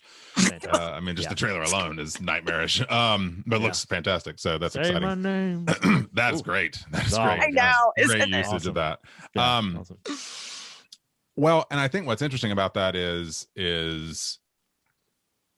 that dichotomy of progressive problematic, because the character sits not just as this otherized, black-skinned monster, but also as this, I mean, they very much play that character as this romantic type of archetype as well. And so that's it is fascinating. It's fascinating watching it. And this is what I meant earlier when Reed, you asked my sort of hot take on just watching it was, one, not knowing any of this before I started it, you see Clive Barker's name at the top. I know Philip Glass's material enough, and I was like, oh, okay, I'm already on board, and we're only 2 seconds in. And so then as the film itself progresses, and it's not easily pocketed some specific spot. There's a lot of elements to it. Jess, I feel like I cut you off a minute ago. Was there something specific you want to add there? Gosh, no, I think the only thing I was going to add that, and I don't know how much we'll talk about the newer version since it's not out, but the director, Nia DaCosta, I love just reading some of her stuff, like, and kind of saying what you're both saying, that there's kind of this admission across the board that there is, it broke open this new, you know, him being this black villain, and that was really cool and something new in a horror movie. But then there was also, and I think the one thing that was named that I forget his name, I wrote it down somewhere, but it was one director at the time in 1992 who was very against it. And one of his biggest problems was that, you know, when Jake is telling the story in that bathroom that I read before, they had named Candyman as castrating that young boy. That was the crime. And he was just like, of all the things you could have had him do to have a black character castrate another one like that, you know, and that's where I was like, I just feel like I need more research. But I do love this. Nina was saying, you know, that in this new version, there's just this sense of kind of taking the ownership. And she said that it's just time for this black story to be told by black people. And so I'm really just looking forward to what this new one will, and what spiritual sequel, whatever exactly that means. I'm glad it's, you know, it's not a total remake. No, and leaning in on that a little bit, you know, I think Reed and I often on the show will try to extend heaps of grace towards good faith intention of conscientiousness, and I do think that's what is offered across the board towards the 92 Candyman. It's like there's a lot of really interesting, strong choices happening here that are also maybe mired in some problematic choices. You know, even for myself watching it, I was like, how do I feel? Spoiler alert for the end. How do I feel that like Helen usurps the role, you know, kind of becomes that white savior character that the movie sort of dodges and on writ large until that very end. Like it is I'll frame it this way. It's a kind of cool narrative choice. Like, oh, didn't see that coming. At the same time, I'm like, how do I, a white man who's learned a lot in the last, you know, 5 to 10 years, why is this pinging for me? That there's this parade of black people coming to the white woman's funeral, which in the context of this movie is really cool and really powerful and positive. The meta narrative is where you're like, what do I think about this?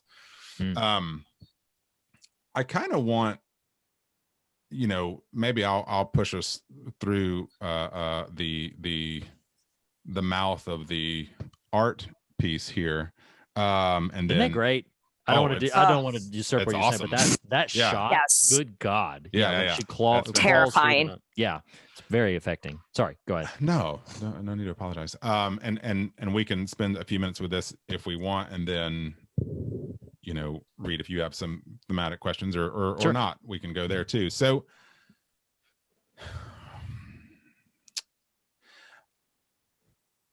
I feel like I'll start with the question that's going to be very reductive and simplistic.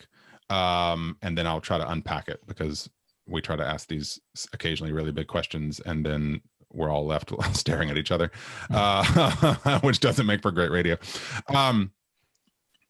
But the question in its simplest form that maybe begs a lot is what changed for you? And the goal is personal here, because what I mean by that, I think about movies like Mississippi Burning, and that's the only real tactile one that comes to mind. But movies that younger me, how I would articulate less maybe wise me, would have watched and thought, was this just sort of interesting token of story, that current me at least has a radically different feel for. And so when, Jess, you referenced this earlier, when like the heat in the room went up watching this movie when the older academic is outlining the Candyman myth, and I was like, holy cow, Yeah. this just got real, just because I didn't know that was part of the mythology. Right. And so for me, suddenly what 21-year-old me would have been like, oh, Candyman, that's a cool, scary movie. 41-year-old me is like, wow, this is and I do think there was some intentionality here, but whether intentional or accidental, they've just hit a vein of a thing that is not just an isolated micro incident used to tell a scary story, but and so I'll try to answer my own question here. So what changed? What for me, personal evolution got me to a place where I can be arrested by that. And in a very reductive sense, a lot of it is the work that I reference a lot of EJI and Brian Stevenson. And there were voices that I was already beginning to open myself up to in the last decade. But I'll be doggone if it might have been an NPR interview, but I even recently saw in a Facebook memories thing where I'd first read it, I think in 2017. And so something along that era registered for me of this being worth a read. And I don't know if y'all are like this, and Enneagrams and been invoked, we're just hitting all the buttons here, but as I don't know if this is a 4 thing or what, but I can read something and that thing that I read can impact me for sure. But the personal here is, and not everyone can do this, and I understand that. But when I visited the EJI Center for my birthday of like 2 or 3 years ago, what'd you do for your birthday, Nathan? Oh, just some self-flagellation. It was great. I went and visited the space, and there was something about the sensory element. I can be a dramatic person. This is not me dramatizing the moment. Standing in that room and just weeping at kind of the comprehension for what felt ashamedly like maybe the first time.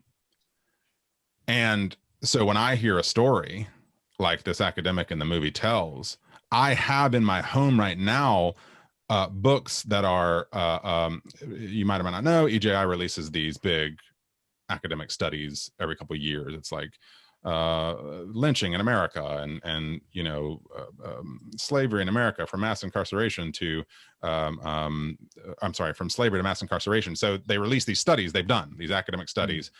Part of those studies is just it's the equivalent of like a textbook, but there's images and photos in there, and y'all, like, there are images of the lynchings that the white people would come to, and there are vendors there, and it is a thing, it is a spectacle, it is a sport, it is a scene, and there's children. And so me of now hearing this story, those are the images that are conjured, and it's like, oh, this is not just, and I know I'm a getting older white dude, so it a lot of privilege allowed me to have this obscured from me for a long time, and I can recognize that. But this is what comes up for me. And I want to tack on this little story that may get mildly preachy, and then y'all run with your what changed for you question. We are in an American moment, a year after George Floyd's death, 100 years after Tulsa, 1921, these major milestones in which, of course, it's 1 year and 100 years of these racial terror acts, where this is very present, and there are factions in our culture that want to stoke divisiveness with relation to, I'm not going to dive down this giant rabbit hole here, but critical race theory. I'm going to throw that out there, just knowing it's not amongst us three, but a hand grenade. And I was talking to a peer recently, and I got really sort of sad, because this is a deeply beloved peer who is in pastoral work, and another party. So there's me and this peer, another party who is a Christian music person.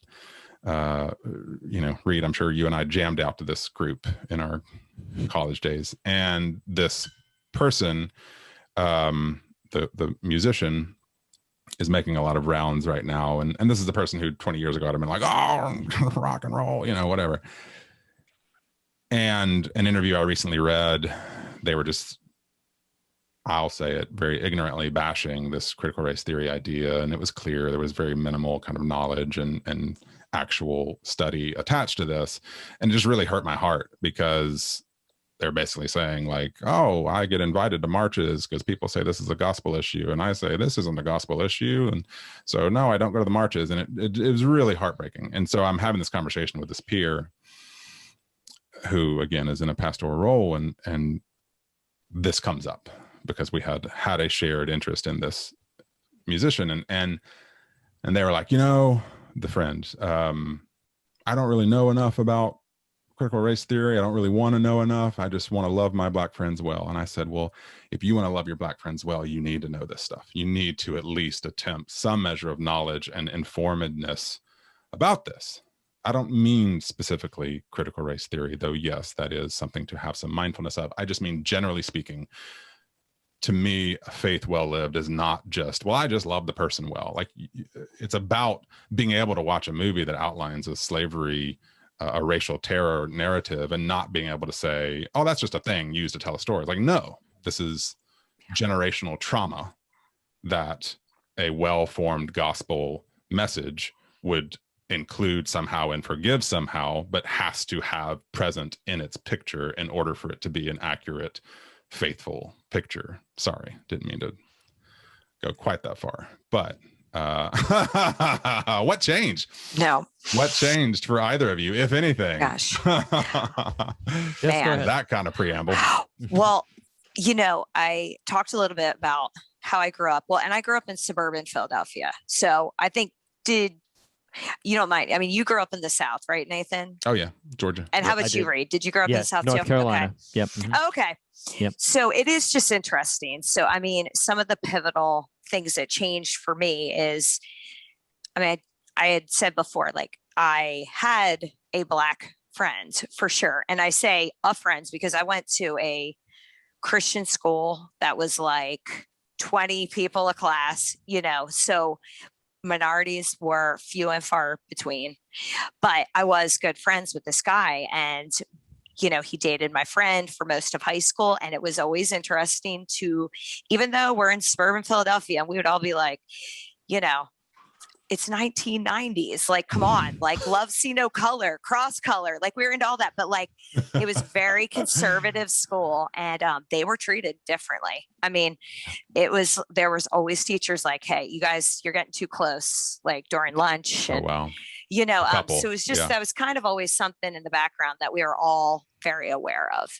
And, but at the same time, you're like, all the Malcolm X apparel was very popular in the 90s. And, I have a big mouth and I like to repeat things I hear. And I remember once saying something like to this guy, like, Malcolm X was racist. Like, he hated white people, and, like, knowing nothing. And he literally, I mean, we're like 15 years old, and he was like, you have no idea what you're talking about. Like, and like, I can still feel the temperature of that room because I was just like, Sure.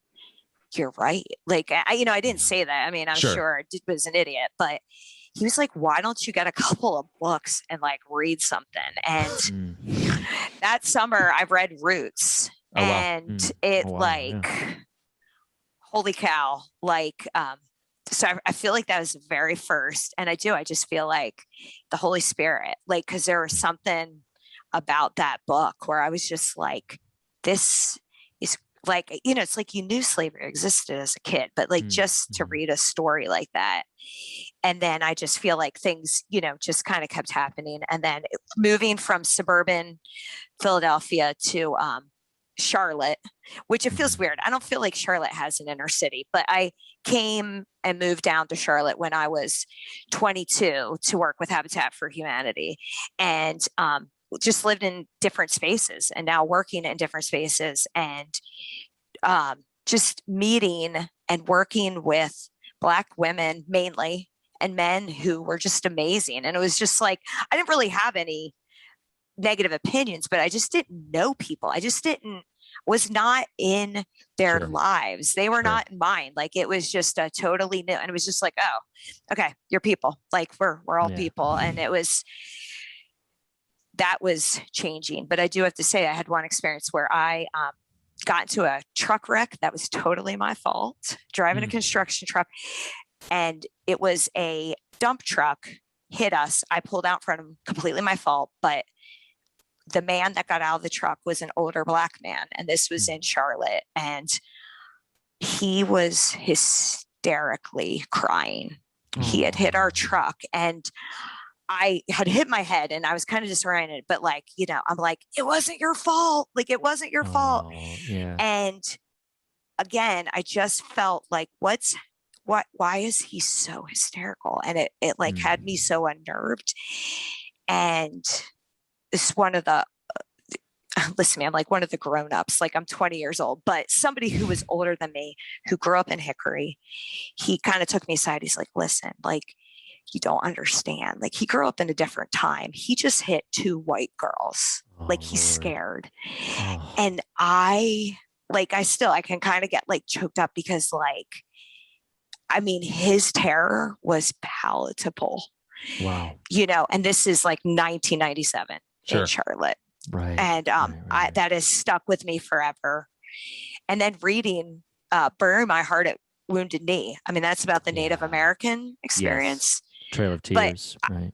That was, again, it was kind of like a history that was like, how did, like, I never learned this, and I don't even know if I articulated it at the time. And I read it because I had heard that Rich Mullins had read it, and it had affected him deeply. And I had so much respect for him. And he was kind of like my hero at that time. And I just, like history, like kind of, I was like, any chance I got, and someone kind of was like, here's some real history, or here's some stories, like any opportunity to kind of learn these stories. I was like, please, like, I like to talk, but I need to just shut up and take it in. And just let it do its work. Yeah. Yeah, I understand. It's interesting. It's difficult for me to track specific landmarks of like what changed, and my answer Probably to a poorly worded question. I'm sorry. But no, I'm not. I'm certainly not critiquing the question. I just mean that I do not have landmarks of sort of big sweeping shifts or big pushes forward. It feels like a lot of erosion over time, and I believe erosion of like maybe sort of scales falling off the eyes kind of things, but not just like this big, oh, the lights came on one day. It's more of just like, oh no, I've come into a sense of a little bit more awareness over time. But I did have a moment, and it was one of the earliest moments. No, not earliest. One of the more pivotal moments for me of where I registered the differences of that I was previously maybe patted myself on the back for not ever treating anybody as any inferior or anything like that. And maybe some situations where I might have felt, sort of proud of of just being Reed in the moment, as opposed to, actively participating in, somebody else's further oppression. But there was this moment in my wedding, at the wedding rehearsal specifically. I have a friend who is just my friend, and but he's a black man, and even as I say that and as I describe him as that, this story will make sense in a second for how complicated it gets. Because at the wedding rehearsal dinner, a member of my family, a lot of my family had come out for the wedding, and a member of my family began to tell a funny anecdotal story. I won't share the story here because it's not relevant.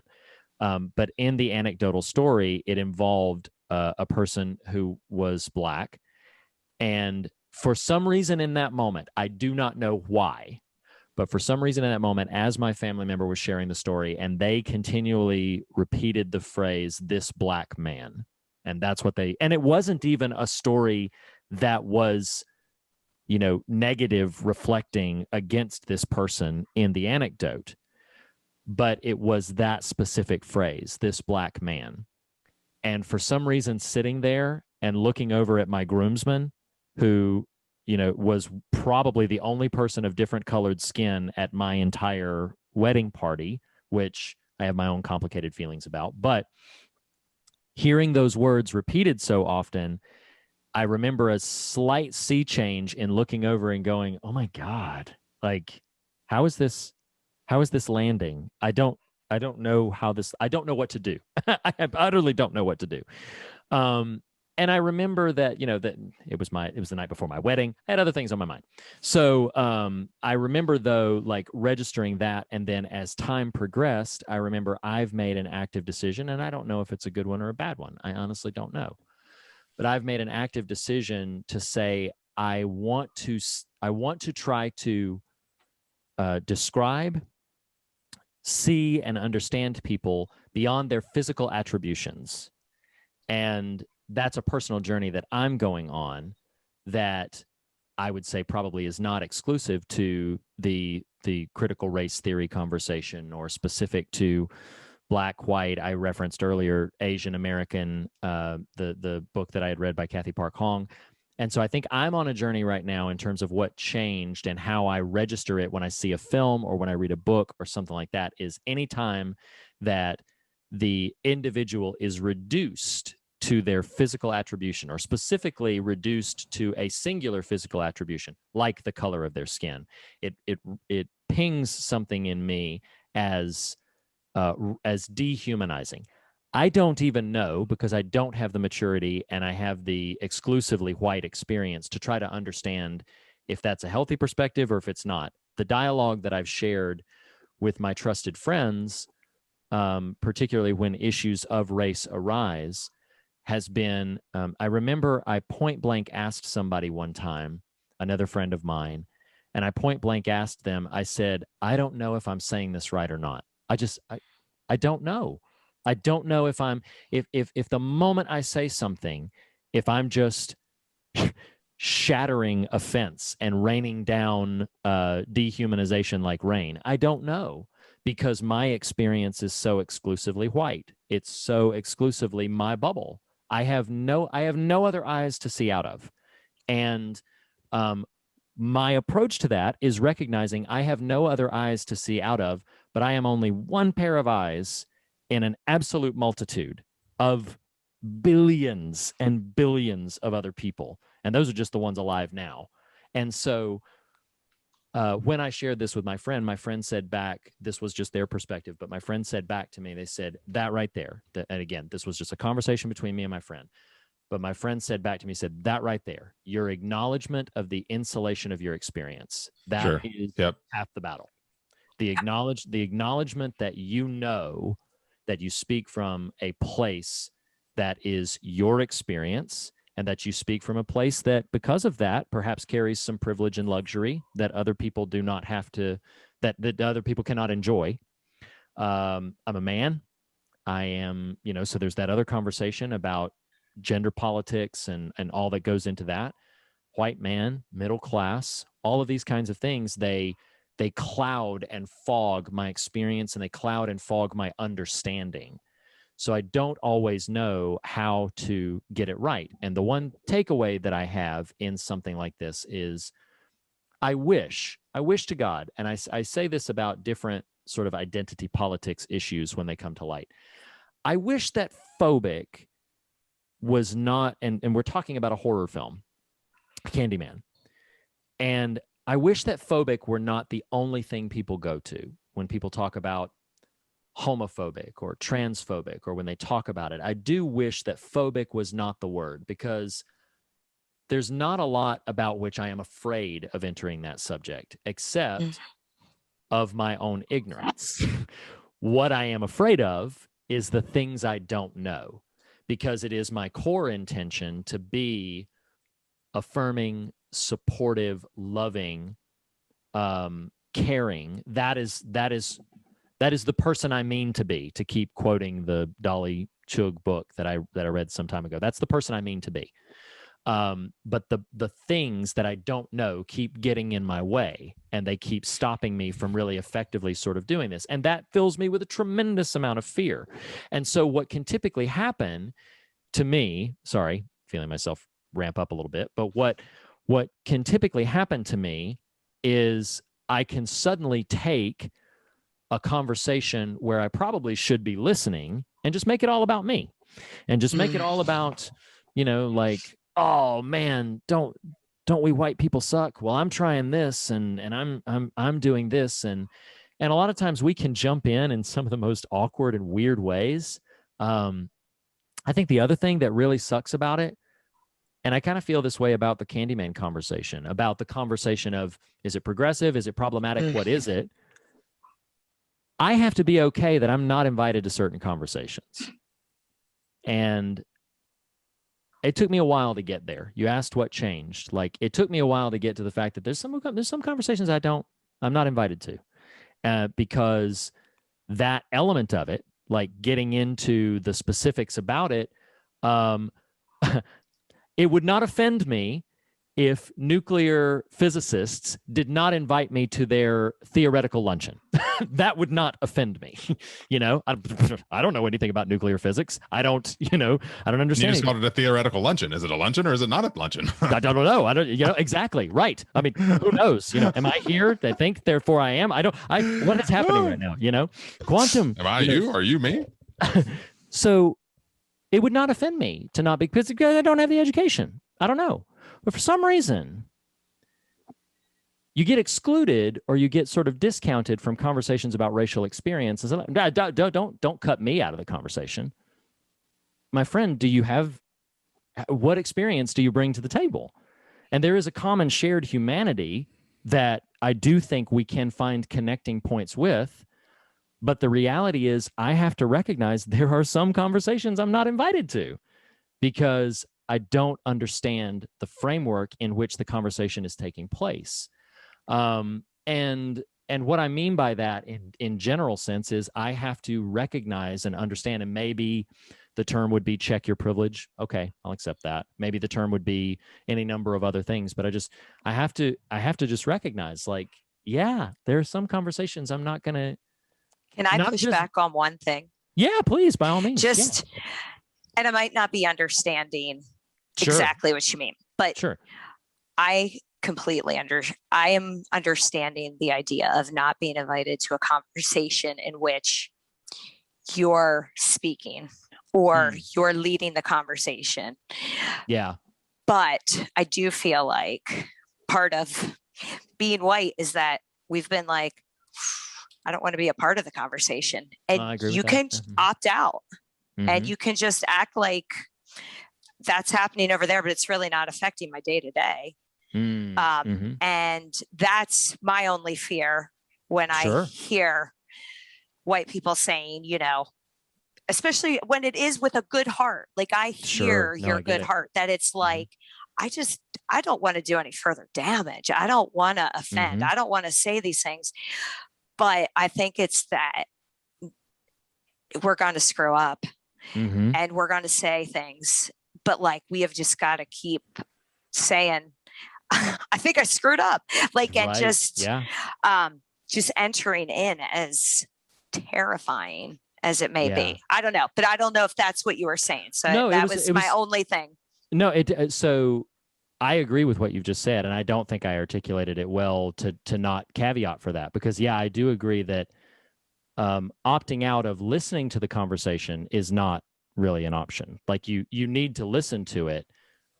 I guess I need to be putting that sort of asterisk on it, that there may be some conversations where I'm not invited to instruct, and that I'm not invited to to speak. Yes, that but I also agree with you that it's like sometimes, and that is another danger, is that sometimes people will say, well, I'm just not gonna participate. And I do think those are kind of different things. And I agree with you.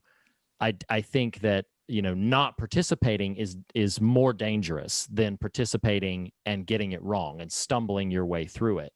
But I think a lot of times what will happen, I'll give this example, that if somebody gets flustered or their hackles arise at a conversation about racial injustice, and they are offended or upended by something that somebody says, and I guess I just cringe. I'll cut right to the heart of this matter. I just cringe whenever I see white people instructing Black people or Asian people about what their experience should be. I cringe terribly. And when they try to nuance certain things, I mean, where do we think all lives matter came from? It's like when we try to push back and be like, no, hold on. Like, that ain't right. Really, let me tell you how it's supposed to be. And so to hopefully better clarify the position I'm coming from, be like, sit down, like, just take a seat, because you're not in a position to instruct here. You're not in a position to speak here. And I reference some version of this occasionally, but my wife gets onto me in a loving way of the heavy things I'll read sometimes. But Jess, I hear you reference, hey, I read Roots at 16, and part of me is envious that journey started so early for you. And which is funny, because if anything, I was just neutral and just ignorant and unintentionally opted out, to use that language. Yeah. That now, I can't chart exactly, but 5, 6, 7 years in, my early to mid 30s on, recognizing, opting in, listening, reading a lot, actively and intentionally reading things that are challenging and hard and heavy, and using those as formative for my own comprehension. Because it's not recognizing, as dumb as it sounds, it's not about me. And so it's about learning. It's about, I think what struck me as so disheartening in the peer story I referenced earlier is, I do look back and think a lot of the church experience of my young years was really just shoring up my comfort and whiteness. It would not have said that, and why I could say today, I do think there is an inappropriateness to not round yourself out in terms of why I think it's too reductive and too easy and too strong word, unfaithful, to just say, well, I'm just going to love my Black friends well. It's like, well, it's a lot bigger picture than just that. And again, that's maybe unfair. Can I make one little point right there? Is that a lot of times when people say that, what they mean is, I'm just going to be kind, and I'm just going to treat, and so they make a presumption that they know how to love well. Sure. I don't know how to love well. Yeah. No, I don't that's know. great. I don't know how to love well. Preach. I don't know how to love presumptions of our capacity to love well. And I think that's what I'm articulating for myself, is I was loving very poorly. Yeah. And I didn't understand that for a very long time. We can move on. One last little anecdote here is simply, or perhaps too, because it's freewheeling conversation here. I remember watching the film Whale Rider, and Reed, I'm sure you've heard the story before, but the film Whale Rider at about age 22 or so. And I don't even like love the film. Like, it's not one I would say, oh, you have to go watch this movie, but it had an impact on me because having been formed in the Southern Baptist, Southern American white church, I watched that movie, which is about a Maori young woman coming into her own tribal position in her tribe, maybe even as chief, I can't recall, and was very moved and really challenged at the fact that I was moved, because I knew intuitively, and maybe this is one of those roots moments for me, I knew intuitively that this doesn't look anything like me, and Jesus, I think, is still extremely okay and happy and glorified in this, if that makes any sense. Yeah. And that was one of those small erosive moments, as you use that word, Reed, of recognizing, I think God is found in places that don't look like me. And that's totally great and fine and okay. And my job is not to bottle God and label it a thing that does look like me. It is to see God present in those places that don't look like me, and be able to name it and point to it and call it good, because it is what Jesus calls us to do. Yeah. Anyway, I think it cannot be, it's fair to say, and the film, for obvious reasons, it's fair to say why we went here, but there's a couple of things I think in the root of the film. We've already talked for a long time, so I'm not going to belabor a lot of these things, but there's a couple of things in the root of the film that I think are worth sort of observing, maybe as add-ons to this conversation. Sure. You just talked about, naming a thing, and it keeps pinging, that's how you summon Candyman. Yeah. How you summon Candyman is you look in the mirror and say his name. And there is something that I don't even have in hooks you up the butt. But there's something in that metaphor. Maybe I should have led with this, but there's something in that metaphor. You look in the mirror at yourself and you say his name. And I think there is something perhaps metaphorically confrontational about, citing the name of things, people, like, oh my God, we're 1 year, we're a little over a year after George Floyd was murdered, and so much of the conversation around that movement came with say their names, remember their names, like the names matter, and so as I'm wrestling with this 30-year-old film now, literally next year it'll be 30 years old, and I'm sitting there and I just can't escape that metaphor. This is kind of what I wrote down, this metaphor of, like, whose names should we mention as we're looking in the mirror, as we reflect on, as we look in ourselves, as we examine ourselves, as we reflect upon ourselves, what names, what atrocities can we not, to your point, Jess, which I can't thank you enough for, I always worry about, like, coming off the wrong way, but I can't thank you enough for helping me articulate this thing, is like, we can't opt out. We can't ignore the conversation.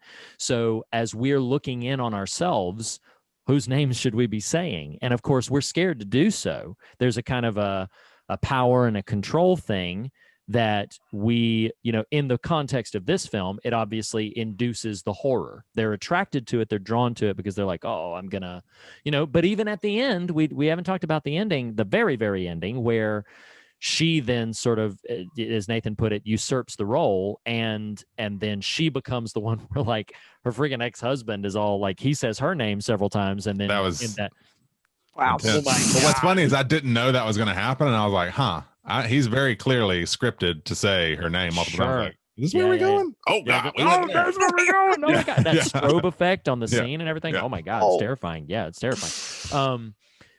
But that's what I'm wrestling with.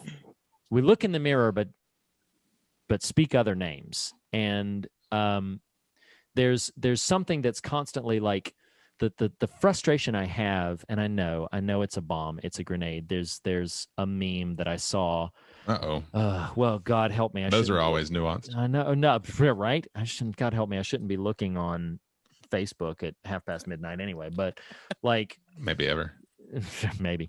But like I do see a lot of religious thinkers just like take something like a critical race theory, and I'm not about to spend the next 15 minutes propping up any sort of thing like that. I just mean like when you put a name to something, you control it, and you can have a certain degree of power over it. And what strikes me in this film is there is a sort of an attractive allure, like the Bloody Mary thing, but they like, ooh, we dare, tagline on the movie poster, we dare you to say his name 5 times, like, and there's this feeling of like, ooh, I'm going to conjure him, I'm going to control him, but then in the context of the movie, when he appears, that no, thank you. Because that's what you've just invited.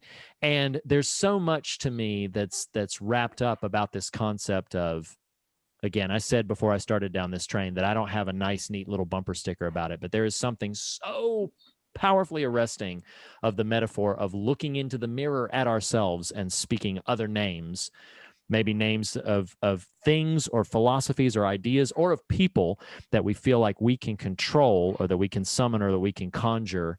And then the ways in which we are so, irreversibly confronted by our absolute lack of control and our absolute lack of manipulation and power in the situation. So I don't know. I don't know if that pings anything for either of you, but I just didn't want to leave the conversation about it. To go ahead. Yeah, go ahead. The one thing I was thinking as you were talking is just, it's there's so many like, devastating things happening, I mean, even just his story is devastating. But then I was saying, like, I couldn't let go of Cabrini Green as just a main point of this. And just the true nature of evil being so subtle.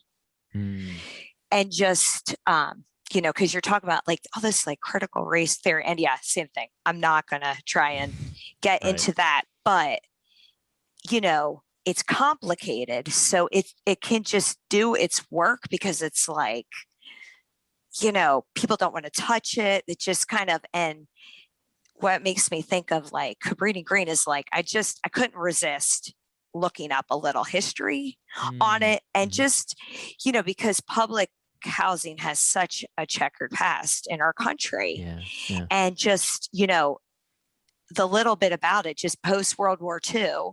Housing shortages everywhere.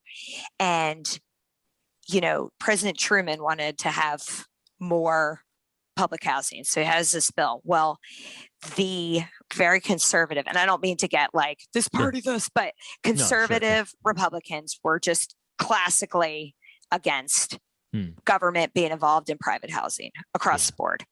So there was a group or whatever came up with, we're going to add that public housing has to be desegregated because then it will get the ire of the Southern Democrats going. Wow. So they look like, hey, we're going to go for desegregation so all of this, and like how complicated, like all these little, like, we're going to add this amendment. So at the end of the day, it was like either you vote for public housing that's segregated, or you vote for no public housing at all, is basically what it came down to. And so that 1949 Housing Act was voted in, and it called for segregated housing, and money from that built Cabrini Green. And I found a documentary, just did not get time to, I couldn't figure out how to watch it. I might have to talk to one of you for some technical help. Like Gump Road. What is Gump Road? What is this?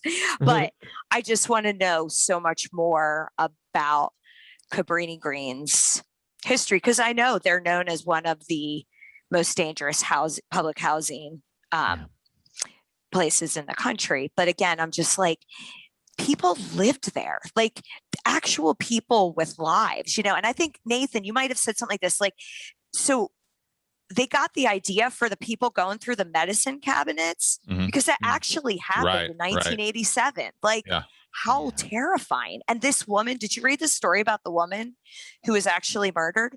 So she had some psychological problems, but she called the police. It's 1987. She's like, there are people coming into my house through my medicine cabinet. And they came and knocked on her door and like left. Like, it's just crazy because it's tragic. Like, she did. It's like the craziest. And it's like the people working there. And it wasn't Cabrini Green. It was another Chicago public housing. But it was just like, you know, like they just blew her off. And she ended up, you know, like bleeding out. And you just kind of like stories like that. It's just kind of like something stupid like housing policy. Like, I shouldn't say stupid, but you know what I mean? Like, it's so nuanced and complicated. And it's like, oh, I don't know. I don't want to touch this. But it's like, man, is that not where like the evil, I don't know. It kind of just made me think of that. Well, and no, you go ahead. you, Nathan, you go ahead. Two quick notes there. One, I did read something just about their intentionality behind the Anne Marie character, who is the mother of the baby, and how there was some intentionality around painting the residents there as not drug dealers, this kind of gangster gang. That's cool. She's just doing the best she can. Right. You know? Like in the very sympathetic character. Oh, damn gummit. You were talking about public housing, and interrelated to there, and the reason this is maybe worth throwing in is you've used the phrase the nature of evil. And I was recently listening to a podcast interview on, y'all might not know this, I wouldn't have without this podcast, so not patting myself on the back here, about violent crime statistics trending upwards the last 18 months or so. And so it was a conversation, a thoughtful conversation about what does that mean? How has that affected political climates in the past, and so on and so forth. But key to it was looking at voting measures in the last 100 years or so when violent crime was at its peak or whatever, but speaking of voting measures generally, and what they were identifying was when the political moment could force an either or, everyone loses.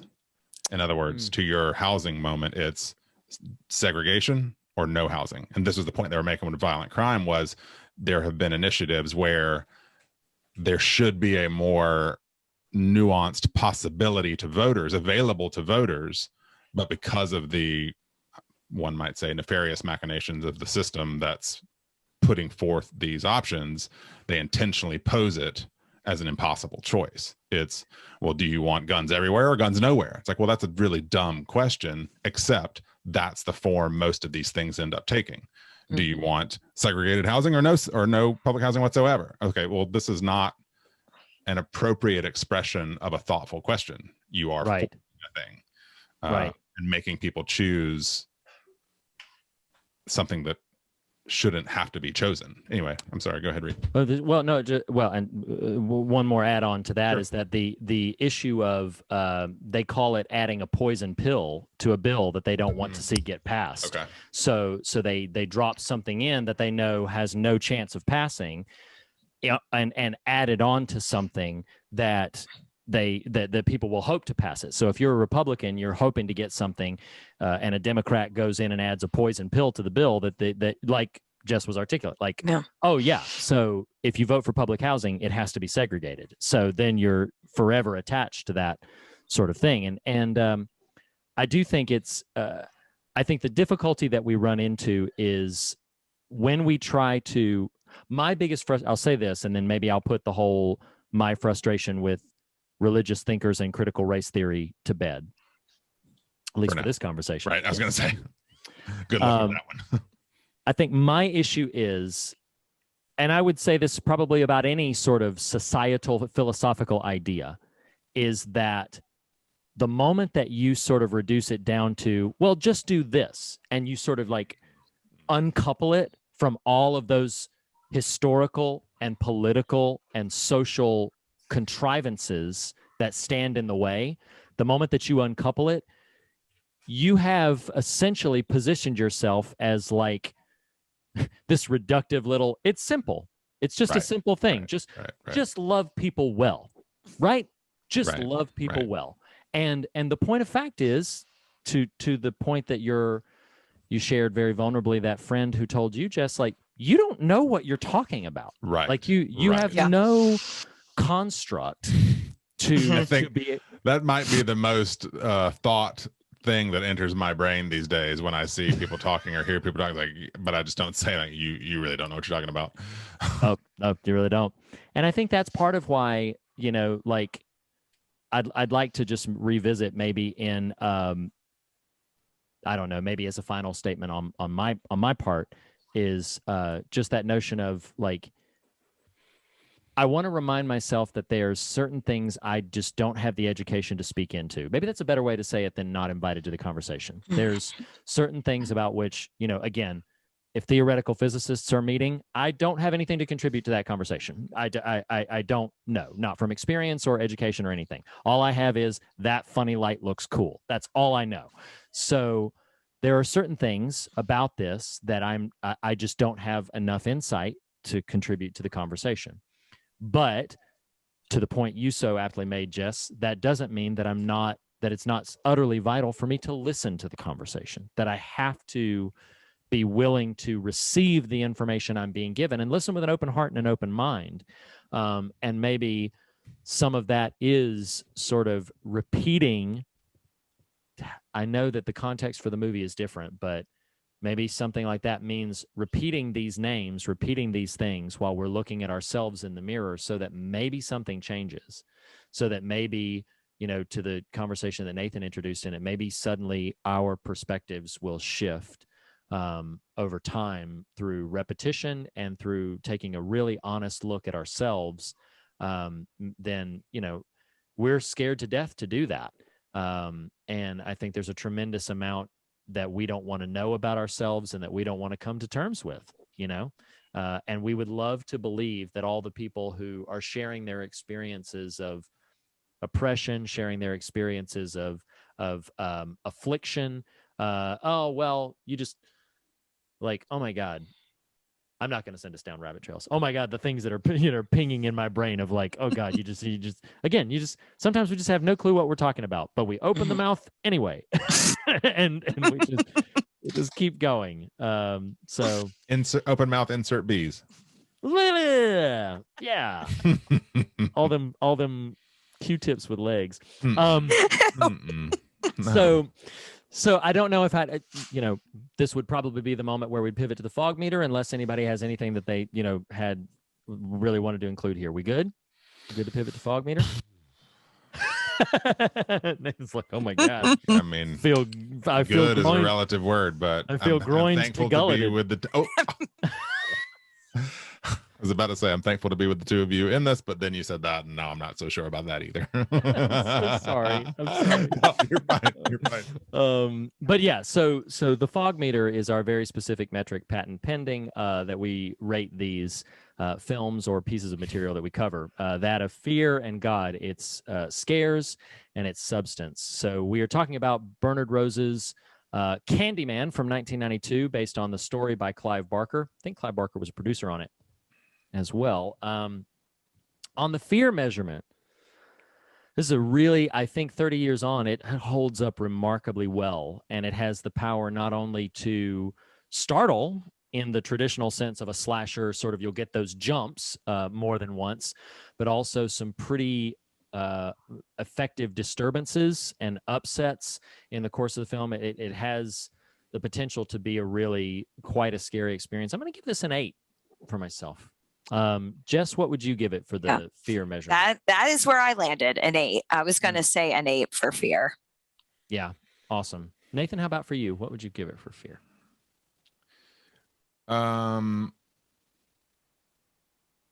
Having never seen it, I do think that very effective scares are present, and just the again, like I reference the monologue the gentleman has mid movie about the history of the character really raised the bar and that raised the just level of my appreciation for it. And I am putting this in the fear column just from the standpoint of like, my God, the things we've done to each other. Right. And sure, Candyman, take us all out. You know what I mean? That kind of energy. So yeah, I might actually go for a 9 on Candyman. Okay, all right. Say it. Feels a little strong, but I'm going with my gut. That's all right. My gullet, my groins. So isn't that what it is? Gut. No, it's groin to gullet. Groin to gullet. Wrong direction, Nathan. Going backwards. I'm just hoping I'll miss. You know, it's like I'm hoping I'm dead by the time he gets to groin at that point. You know, like just no, embrace oblivion. Yeah. Start at the top, Candyman. So while you're on this roll, what would you? I was gonna ask what you would give Candyman for the God meter, but you might be stuck. Hooked, as it were. Ooh, I'm gonna give it an 8. All right, Jess, what would you give it? Man, I feel like we drew the conversation out, but I don't know if it was necessarily. I don't know. It's weird watching it between these times. I gotta tell you. Sure. Yeah. You know? Yeah, I get it. I think I'm gonna say 6. Okay. Yep. So it's funny. I'm gonna land at a 7 to lead with my sort of measurement. Is I do believe the film has a lot on its mind, and I think there's a lot that it stumbles into. I think this is a profound conversation starter. I think if you engage it the way that we do, I don't disagree, Jess. I think like we sort of brought a lot to it just because of, sort of the nature and the subject that it was dealing with. But I do think that it has the potential to spark a lot of other conversations. And so I give it a 7. That means that we collectively give Candyman, directed by Bernard Rose, 7.5 out of 10 on the old fog meter, which of course is a perfectly substantive showing. But the big question, and Jess, I'm going to go to you first, is do you recommend Candyman to people? Yeah. I mean, I believe I would. Just the fact that I showed it to my child, my 18-year-old child. I'm not a total. I feel like I have to say that. You didn't speak to that. What was her and that's what I have to say with the scares, because I kind of, like, as I was going, remembered stuff. She slept with her light on that night. Like, it was pretty awesome. Oh, and she was like, every time I turned to the side, there was the mirror. Oh my gosh. Oh my gosh. So I was like, yeah, it's effective. Yeah. So yeah, I would say definitely. I would, and especially, like, I just have to say one more time, like, with the Jordan Peele one coming out and Nia DaCosta, like, just his couple of things I've read, and you had said I never saw that. I'm going to ruin it. The film noir, the documentary, horror noir. You would enjoy it. Just how, like, that movie just made a really big impression on him. Like, he was like, that was just, and so I'm just really excited about this one. So I feel like you got to see this before you would see that next one, like, just to kind of get the full. I love that moment in the trailer where they're saying the name and the woman claps to stop them. Like, I mean, that's a great. Oh yeah, right. Yeah. That's just so good. Mm-hmm. Yeah, it's gonna be awesome. I have high hopes, I should say. Nathan, would you recommend this Candyman? Yeah. I think it's. I mean, anything that's at least trying for something in a conversational, thoughtful way, and I do think this does that. Again, as we've discussed, whether it lands perfectly or not is a bit immaterial to the effort, which I think is laudable. And so I do think it's a bit on the grisly side for your non-horror person, but sure, absolutely. If someone hasn't watched it and they're listening to this, it's definitely worth it. Yeah, absolutely. So yeah, kind of in that spirit, for our crowd, it's an easy high recommend. If you are a non-horror acclimate, then yeah, it's gonna probably do a number on you in a couple of ways. What's really funny is, I'm sorry to interrupt you, but Jess knows my wife and my wife knew that Jess was going to be on this. Well, yeah, we had this conversation going for a couple of weeks now about you being on, and my wife cites Candyman as something she saw as a youth, and that it terrified her. And so I told her, I was like, Jess is going to be on the show. Isn't that fun? She's like, yeah, it's fun. I said, you want to watch Candyman with me? Said, no, I don't. No. But that was like 2 weeks ago. So for like 3 times, I should have done 5 for metaphorical purposes. No. But so like 3 times leading up to it, I was like, hey, it'd be like 9 o'clock. The kids are finally in bed. Like, you want to watch Candyman? Because I kept putting it off. She's like, didn't you already watch that? Like, no. So we're about to record. And then just 2 nights ago and watch it. You want to watch Candyman? I am not going to watch that movie. Leave me alone. So I don't recommend it to her. Yeah. No, understood. But to lots and lots of other people. Well, Jess, this has been a delight having you on. Thank you so much for finally breaking ground on Candyman with us. We've finally gotten a chance to talk about this. Maybe now there's going to be a whole flood of other, Clive Barker horror. There's plenty out there for us to Lawnmower Man. Do you remember that? I know. Well, that's actually Stephen King, but whoa, yes. Is it? Yeah. See, but I threw it out there. No, it's okay though, because Stephen King disavowed himself of that movie because they took an utterly creepy story and they made it into some like technological nightmarish thing. So he asked that his name be removed from it. They must have put Clive Barker in there in my memory. You amalgam them together. I think it's Clive Barker. That's really funny. But he was, we could always go to the Midnight Meat Train next, or maybe Rawhead Rex. So, which in their name, that just tells you everything you need to know about names. Yeah. So Candyman is like, yeah. Oh, this sounds like sweet. Meathead Matt or whatever you call it. What? Matt? No, the Midnight Meat Train and Rawhead Rex. I mean, so pick one. Just pick a lane, Clive. Indeed. No, sincerely, thank you again, Jess, for being on. This was fantastic fun. Nathan, thank you as always. Next week, everybody. I should have said this up top. We didn't do, as we said we were going to last week. We didn't do episode 7 of The Witcher. We have shunted that conversation to next week, where we're going to be talking about all of season 1 of The Witcher. So we're going to be covering 7 and 8 of the actual episodes and having our full thematic conversation of The Witcher next week. So if you have not caught up with that, or if you already have, our apologies for skipping it. But we knew this conversation was going to be robust, and so that was why we went ahead and shunted that to next week. So join us next week for the conclusion of our conversation about season 1 of The Witcher. As we say on every episode, the fear of God is the beginning of wisdom, but not the end of the conversation. And in that spirit, we encourage you to fear nothing else and be on your way rejoicing. Thank you, Jess. Thank you, Nathan. Thank you, listeners. Thanks. We'll see you next week. All right. I'm going to stop recording. Jess, thank you so much. See you guys later. Okay.